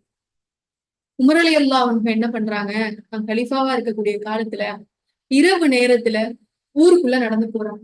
மக்கள் எல்லாம் எப்படி இருக்காங்க அப்படின்னு பாக்குறதுக்காக நடந்து போறோம். அப்படி போகும்போது ஒரு மனிதர் என்ன செய்யறாரு அப்படின்னா தொழுதுட்டு இருக்காரு. அப்போ அவர் ஒரு சில வசனங்களை கேட்கிறார், போதுறாரு. அந்த வசனங்களை உமர் ரலியல்லாஹு அன்ஹு கேட்ட உடனே வேகமா ஓடி போயிடுவாங்க அவங்களுடைய வீட்டுக்கு. அது என்ன வசனங்கள் அப்படின்னா சூரா தூருடைய 7, 8 ஆகிய வசனங்களை அந்த மனிதர் ஓதுறாரு. இன்ன அதாப ரப்பிக்க லவாகியும், நிச்சயமாக உங்களுடைய இறைவன் விதித்திருக்கும் வேதனை சம்பவிக்கும், அதனை தடுப்பவர் எவரும் இல்லை. அந்த வசனத்தை கேட்ட உடனே உமர்களை எல்லாம் ஆமா உண்மைதான், அல்லாஹ் ஒரு மனிதனுக்கு வேதனை வரும் அப்படின்னு நாடிட்டானா அது கண்டிப்பா வந்துரும், அதை தடுக்கிறவங்க யாருமே இல்லை. இப்ப நான் என்னென்ன தவறுகள் செஞ்சிருக்கேன், அதுக்கான வேதனைகள் என்கிட்ட வந்துருச்சுன்னா என்னுடைய நிலைமை என்ன ஆகும் அப்படிங்கறது உமரலி எல்லாம் பயந்து வேகமா வீட்டுக்கு போறாங்க. அதனால அவங்க உடல்நிலையே சரியில்லாம போயிடும். இதை நினைச்சு நினைச்சு யோசிச்சு யோசிச்சு இப்படி என்னைக்காவது நம்மளுக்கு குரானுடைய வசனங்கள் தாக்கத்தை ஏற்படுத்தியிருக்கா? எத்தனையோ மக்கள் குரானுடைய வசனங்களை கேட்டு கண்ணீர் சிந்தும் போது நம்ம நினைக்கிறோமே, எப்படி இவங்களுக்கு மட்டும் அழுக வருது, எப்படி இவங்களுக்கு மட்டும் அழுக வருது? ஏன்னா அவங்களுடைய உள்ளம் உயிரோட இருக்கணும், நம்மளுடைய உள்ளங்கள் உயிர்ப்பிக்கப்பட வேண்டிய நிலையில இருக்கணும். இரண்டாவது அடையாளம் என்ன அப்படின்னா,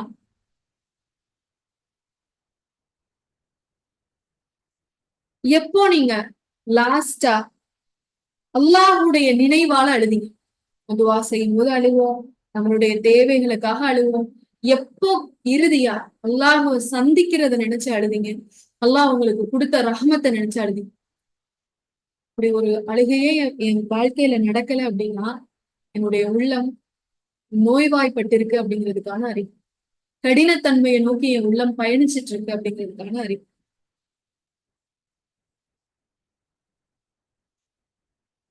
அல்லாஹ் நாளை மறுமையில நிழலே எல்லா நிழலையுமே அல்லாஹ் தன்வசமாக்கி வச்சிருப்பான், நிழலே இருக்காது.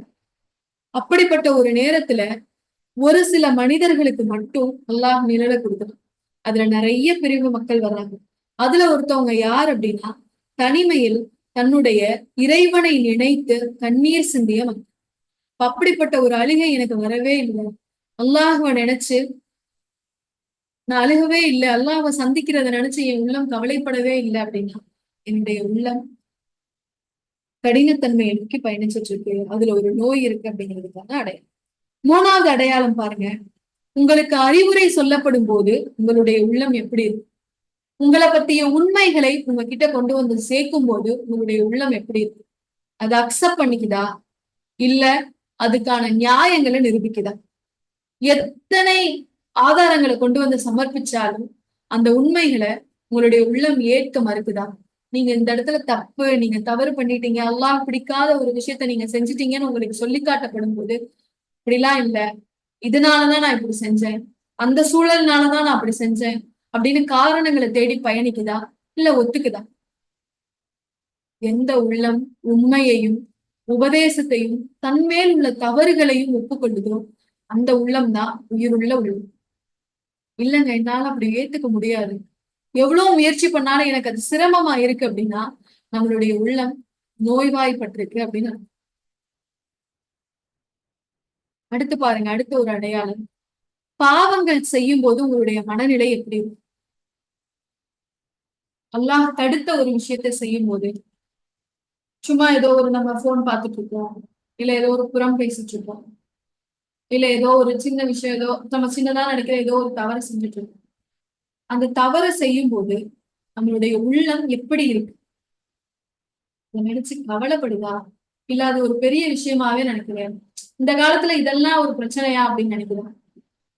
இப்போ பாவத்தை செய்து கொண்டிருக்கும் போதும் பாவத்தை செஞ்சு முடிச்சதுக்கு அப்புறமும் உங்களுடைய உள்ளம் வருத்தம் தெரிவிக்கல, நீங்க அந்த பாவத்தை செஞ்சுட்டு இருக்க சூழல்ல கொஞ்சம் கூட உங்க உள்ளம் வருந்தல அப்படின்னா உங்களுடைய உள்ளத்துல நோய் இருக்கு அப்படிங்கிறதுக்கான அடையாளம். அடுத்த அறிகுறி, உங்களுடைய உள்ளம் அல்லாஹ் தடுத்த விஷயங்களை செய்யும் போது இன்பம் கொள்கிறதா?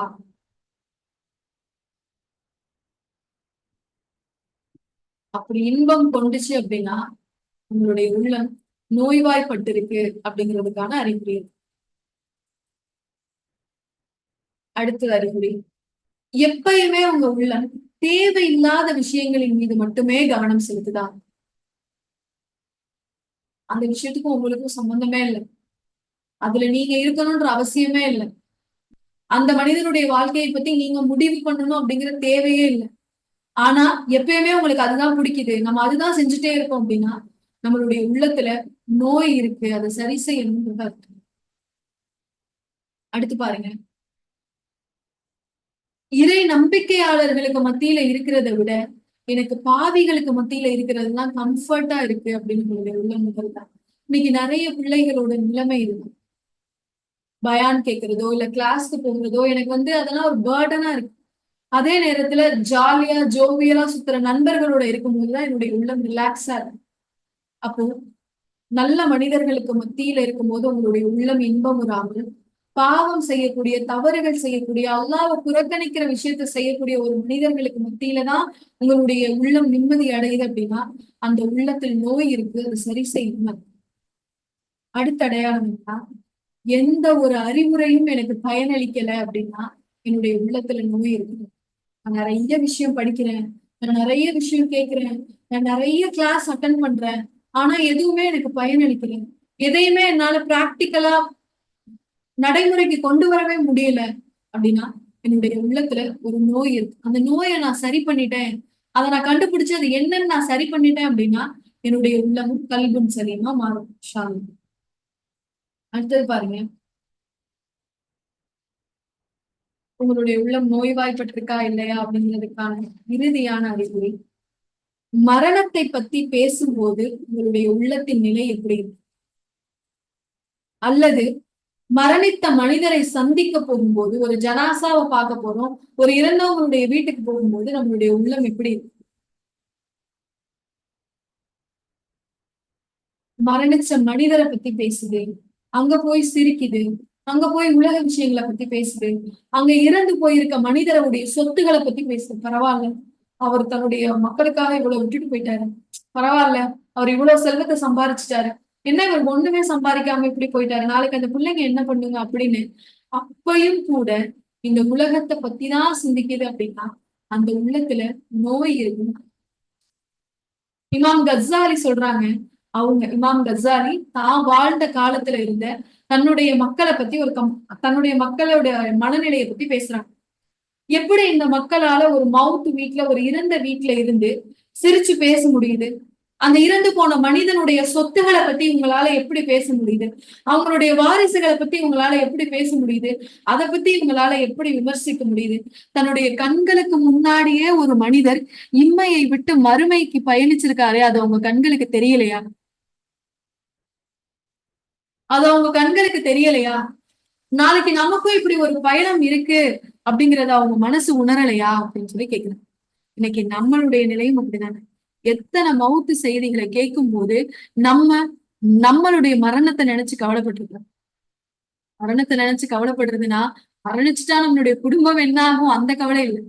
நான் மரணிச்சு போயிட்டேன் அப்படின்னா என்னுடைய உள்ளம் எப்படி இருக்கு, அல்லாஹ் உள்ளத்தை வச்சுதான் என்ன தீர்மானிக்கிறானே, அது சரியா இருக்கா அப்படின்னு என்னைக்காவது கவலைப்பட்டிருக்குமா? அதிகபட்சம் நம்மளுடைய ரியாக்ஷன் என்னவா இருக்கும், இன்னா லில்லாஹி வா இன்னா இலைஹி ராஜிஊன், அவ்வளவுதான். அந்த ஒரு வார்த்தையோட நம்ம கடந்து போயிடணும். அப்படியா அப்படின்னு கடந்து போயிடும். அதை பத்தி நம்ம யோசிக்காம இருக்கோம் அப்படின்னா நம்மளுடைய உள்ளம் நோய்வாய்ப்பட்டிருக்கு அப்படிங்கிறதுக்கான அடையாளம். இது எல்லாத்தையுமே இப்ப கொஞ்சம் மனசுல அசை போட்டு பாருங்க. இவ்வளவு அடையாளங்கள் பார்த்தோம், இதுல எத்தனை அடையாளங்கள் என் உள்ளத்துல நோய் இருக்கு அப்படிங்கிறதுக்கு சாதகமா இருக்கு? ஒண்ணு இருந்தா கூட நம்ம அதை உடனடியா கவனிக்க வேண்டிய நிலையில இருக்கு. உடனடியா அதை நம்ம என்ன செய்யணும், சரிப்படுத்த வேண்டிய நிலையில இருக்கு. நம்மளுடைய உள்ளத்தை மிருதுவாக்க வேண்டிய நிலையில இருக்கு. துரு பிடிச்சிருந்தா அத அத அந்த துருவை நீக்க வேண்டிய நிலையில இருக்கு. ஏன் ஏன் நீக்கணும்? ஏன் நான் என் உள்ளத்தை சுத்தமா வச்சுக்கணும்? அதுக்கான என்ன தேவை இருக்கு? அல்லாஹ் தன்னுடைய திருமறை குரான்ல சொல்லும் போது சொல்றான், உங்களுடைய உள்ளத்துல நோய் இருந்துச்சுன்னு வச்சுக்கோங்களேன். சூரா தௌபாவுடைய 125வது வசனம். அவர்களுடைய நெஞ்சங்களில் நோய் இருக்கிறது. அவர்களுடைய நெஞ்சங்களில் உள்ள அந்த அசுத்தத்துடன் மேலே அசுத்தங்கள் சேர்ந்து அந்த நோய் அதிகமாயிடுச்சு. அப்போ ஒரு உள்ளம்னு ஒண்ணு இருக்கு. அந்த உள்ளத்துல ஒரு நோயோ ஒரு அசுத்தத்தையோ நம்ம உணர்ந்துட்டோம் அப்படின்னா, இப்ப நம்ம உணர்றோம் தானே, இதெல்லாம் அடையாளமா பார்க்கும்போது என் உள்ளம் நோய்வாய்ப்பட்டிருக்குன்னு நான் உணர்றேன். அப்ப நான் உணர்ந்துட்டேன் அப்படின்னா இப்ப நான் என்ன செய்யணும்? அதை நான் சரி செய்ய முயற்சிக்கணும். அதை நான் ஒரு கல்வன் சலீமா மாத்தணும். ஒரு தூய்மையான வெண்மை நிற கல்ல போல என்னுடைய உள்ளத்தை பிரகாசமான ஆக்கணும். அப்படி ஆக்கல அப்படின்னா என் நிலைமை என்ன ஆகும்? அல்லாஹ் சொல்றது போல அசுத்தத்தின் மேலும் அசுத்தம் சேர்ந்துகிட்டே போகும். அவங்களுடைய உள்ளத்துல நோய்க்கு மேல நோய் அதிகரிச்சுக்கிட்டே போகும். இறுதியில அவங்க குஃபர்ல போய் விழுந்துருவாங்க, நிராகரிப்புல விழுந்துருவாங்க. நிராகரிப்புனா அல்லாஹ் இல்லைன்றது மட்டும் நிராகரிப்பு இல்லை. அல்லாஹ் சொன்ன செயல்களை எதையும் செய்யாம இருக்கிறதும் அல்லாஹ் நம்ம நிராகரிக்கிறோம்னா, அப்போ என்னுடைய உள்ளம் குஃபர்ல போய் விழுகிறதுல இருந்து நான் தடுக்கணும் அப்படின்னா, நான் முதலாவதா என்ன செய்யணும்? என்னுடைய உள்ளத்தை சரி செய்யணும். அதனுடைய அழுக்கையும் குறையையும் கண்ட பிறகு நான் அதை உயிர்ப்பிக்க ஆரம்பிக்கணும். எடுத்து பாருங்க, என்ன முக்கியமான காரணம் அப்படின்னா, அல்லாஹ் தன்னுடைய திருமறை குரான்ல சூரா சம்சுல சொல்லும் போது சொல்றான், நிறைய சத்தியங்கள் அல்லாஹ் இதுல சொல்றான். 11 விஷயத்தின் மீது அல்லாஹ் இத சத்தியம் செய்யும். வஷம் சிவதுகாகா, சூரியன் மீது சத்தியம், அப்படி ஒவ்வொன்னா 11 சத்தியத்துக்கு பிறகு அல்லாஹ் ஒரு உண்மையை சொல்றான். அது அஃப்லஹல் மன் ஜக்காஹா, பரிசுத்தமானவர் தான் நிச்சயமாக வெற்றியாளரா ஆவாங்க அப்படின்னு அல்லாஹ் சொல்லுவோம். அப்போ அல்லாஹ் ஒரு விஷயத்த சத்தியமிட்டு சொல்றான் அப்படின்னா அது ரொம்ப நிதர்சனமான உண்மை, அது நடந்தே தீரும்னு. ஆனா இங்க அல்லாஹ் 11 விஷயங்களின் மீது சத்தியம் விட்டு அதுக்கப்புறம் ஒண்ணு சொல்றான், என்னன்னா பரிசுத்தமான இதயம் மட்டும்தான் வெற்றி கொள்ள முடியும். நம்மளுடைய உள்ளம் பரிசுத்தமா இருக்கா? ஆரோக்கியமா இருக்கா? நோய்வாய்ப்படாம இருக்கா? இப்ப நம்ம கண்டு அறிஞ்சிட்டோம், நோய்வாய்ப்பட்டிருக்குன்னு தெரிஞ்சுக்கிட்டோம். இப்ப இன்னி அதை எப்படி நம்ம சரி செய்யறது? எதெல்லாம் அந்த நோயை ஏற்படுத்தும் அப்படிங்கிற விஷயத்தையும் நம்ம இந்த வகுப்புகள்ல தெரிஞ்சுக்குவோம். எதெல்லாம் நோயை ஏற்படுத்தும் தெரிஞ்சுக்கிட்டதுக்கு அப்புறம் அதுல இருந்து எப்படி நம்ம வெளிவரது, என்ன செஞ்சா அந்த நோய் நம்மளை விட்டு போகும் அப்படிங்கிற விஷயத்தையும் இன்ஷா அல்லாஹ் நம்ம வரப்போற வகுப்புகள்ல தெரிஞ்சுக்கணும். அப்போ உள்ளத்தை உயிர்ப்பிப்போம் அப்படிங்கிற வகுப்புடைய நோக்கம் என்ன அப்படின்னா, என்னுடைய உள்ளத்தை நான் பரிசுத்தமான ஒரு இதயமா மாற்றேன். அப்துல்லா இப்னு அப்பாஸ் ரலியல்லாஹு அன்ஹு சொல்றாங்க, நன்மையை மட்டுமே செய்யக்கூடிய உள்ளம் ஒளி பொருந்தியதா இருக்கும். அந்த ஒளி அவரை விட்டு வெளியிலையும் பரவும். அந்த ஒளியே அவருக்கு சொர்க்கத்தை போய் அடையிறதுக்கு போதுமானதா இருக்கும். தீமைகளை மட்டுமே செய்யக்கூடிய ஒரு இதயம் கருமை நிறத்துல இருக்கும். அதனால அவருடைய முகமும் கருமை அடையும். இறுதியில் அவர் எங்க போய் அதுல விடுவாரு? நரகத்துல கொண்டு போய் அதை அவரை சேர்க்கிறதா அந்த உள்ளம் அவரை மாத்திடும். அப்போ இதுல எந்த பாதையை நோக்கி நான் பயணிக்க போறேன்? என்னுடைய அகமும் என்னுடைய புறமும் பிரகாசமா இருக்கணும் அப்படின்னா முதலாவது நான் செய்ய வேண்டியது என்னுடைய உள்ளத்தை நான் தூய்மைப்படுத்த, என்னுடைய உள்ளத்தை நான் கல்புன் சலீமா மாத்திக்கிறேன். ஏன்னா கல்புன் சலீமா இருக்கிறவங்களுக்கு மட்டும்தான் அல்லாஹ்வை சந்திக்கக்கூடிய வாய்ப்பு கிடைக்கும். எத்தனையோ மக்கள் சொர்க்கத்தை அடையலாம், ஆனா யார் மட்டும்தான் அல்லாஹ்வை சந்திக்க முடியும்? யார் இந்த கல்வின் சலீமா பிரகாசிக்கக்கூடிய ஆன்மாவோட இருக்காங்களோ அவங்களால மட்டும்தான் இறைவனை சந்திக்க முடியும். நம்ம எந்த இறைவனை பார்க்காம அவனுடைய வார்த்தைகளையும் கேட்டு நம்ம அவனுடைய கட்டளைகளுக்கு கட்டுப்பட்டு நம்ம ஒவ்வொரு விஷயத்தையும் செய்யறோமே, இதெல்லாம் எதுக்காக? நாளைக்கு அந்த இறைவனை நம்ம பார்க்க வேண்டாமா? இப்ப பாருங்க, அல்லாஹ் என்ன செய்வான் அப்படின்னா சொர்க்கவாசிகளுக்கு தன்னுடைய தோற்றத்தை வெளிப்படுத்துவான். அந்த கல்புன் சலீமா இருக்கக்கூடிய மனிதர்களை எல்லாத்தையும் அழைச்சு, என்னதான் நீங்க இவ்வளவு நாள் அஞ்சுனீங்க, எனக்காக தான் நீங்க இவ்வளவு நாள் பயபக்தியோட இருந்தீங்க, எனக்காக தான் இவ்வளவு நாள் நீங்க எந்தெந்த விஷயங்களை விட்டெல்லாம் தவிர்ந்திருந்தீங்கன்னு சொல்லி அல்லாஹ் தன்னுடைய உண்மையான தோற்றத்தை காட்டும். அதை பார்த்த உடனே அந்த மக்கள் என்ன செய்வாங்கன்னா அப்படியே பிரமிச்சு அப்படியே அங்கேயே நின்றுட்டே இருப்பாங்க. அப்ப அல்லாஹ் சொல்லுவானா, போங்க போங்க, நீங்க சொர்க்கத்துக்கு திரும்பி போங்க. அந்த மக்கள் இல்ல, போக முடியாது. ஏன்னா அந்த அல்லாஹ்வை பார்த்துட்டு இருந்த திருப்தியே அவங்க மனது ஃபுல்லா பரவி இருக்கும்.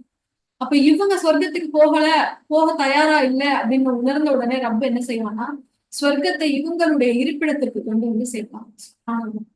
எவ்வளவு பெரிய ஒரு உயர்ந்த அந்தஸ்து. இந்த உயர்ந்த அந்தஸ்தை யாரால அடைய முடியும் அப்படின்னா, உயிரோட்டமான உள்ளத்தை வைத்திருக்கிறவர்களாக மட்டும்தான் அடைய முடியும். இன்ஷா அல்லாஹ் நம்மளும் நம்மளுடைய உள்ளங்களை உயிரோட்டமா வச்சுக்கணும். அதுல என்ன குறை இருக்கு அப்படிங்கறத நம்ம ஆராயணும். அப்படி ஒரு குறை இருந்தா அந்த குறையை ஏற்படுத்தினது எது அப்படின்னு தெரிஞ்சுக்கணும். எந்த ஒரு விஷயமும் தானா நடக்காதுதான். அல்லாஹ் இங்க சொல்லும் போது, உங்களுடைய உள்ளத்துல நான் திரையிட்டுட்டேன் அப்படின்னு சொன்னா அப்படின்னா, அதுக்கு முன்னாடி அல்லாஹ் சொல்றான், உங்களுடைய நிராகரிப்புனால நான் திரையிட்டேன்னு சொல்றேன். அப்ப நம்ம அங்க ஏதாவது ஒண்ணு செய்யறனாலதான் இந்த திரை வருது. நம்ம ஏதாவது ஒண்ணு செய்யறதுனாலதான் அந்த கருப்பு புள்ளி வருது. அப்போ அடுத்தடுத்த வகுப்புகளை நம்ம எதை தெரிஞ்சுக்க போறோம் அப்படின்னா, என்ன செய்யறதால இந்த நோய் வருது, அடுத்து இந்த நோயை நம்ம எப்படி குணமாக்குறது அப்படிங்கறத இன்ஷா அல்லாஹ் தெரிஞ்சுக்கணும். கேட்கறது மட்டும் இல்லாம அதை செயல்படுத்தக்கூடிய மக்களாகவும் சொல்லலாம். இன்னைக்கு நம்ம வகுப்புகளை தெரிஞ்சுக்கிட்ட விஷயங்கள் எல்லாத்தையும் ஒவ்வொன்னா அடுத்த வகுப்புக்குள்ள அசை போட்டு பாருங்க. உங்க உள்ளத்துக்கு கொஞ்சம் டைம் கொடுத்து யோசிச்சு சிந்திச்சு பாருங்க. ஏன் இப்படி நடக்குது, ஏன் எனக்கு இப்படி கோவம் வருது, எதனால நான் இப்படி நடந்துக்கிறேன் அப்படிங்கிற விஷயத்த யோசிச்சு பார்ப்போம். இன்ஷா அல்லாஹ் நாளைக்கு மறுமையில இறைவன் முன்னாடி கல்புல் சலீமா போய் நிற்கக்கூடிய மனிதர்களா அல்லாஹ் உங்களையும் என்னையும் ஆக்கியவர்களும் அப்படிங்கிற துவாவோட இந்த வகுப்பை நான் நிறைவு செய்யறேன். வாஹிரதன் அல்ஹம்துலில்லாஹி ரப்பில் ஆலமீன். அஸ்ஸலாமு அலைக்கும் வரஹ்மத்துல்லாஹி வபரகாத்துஹு.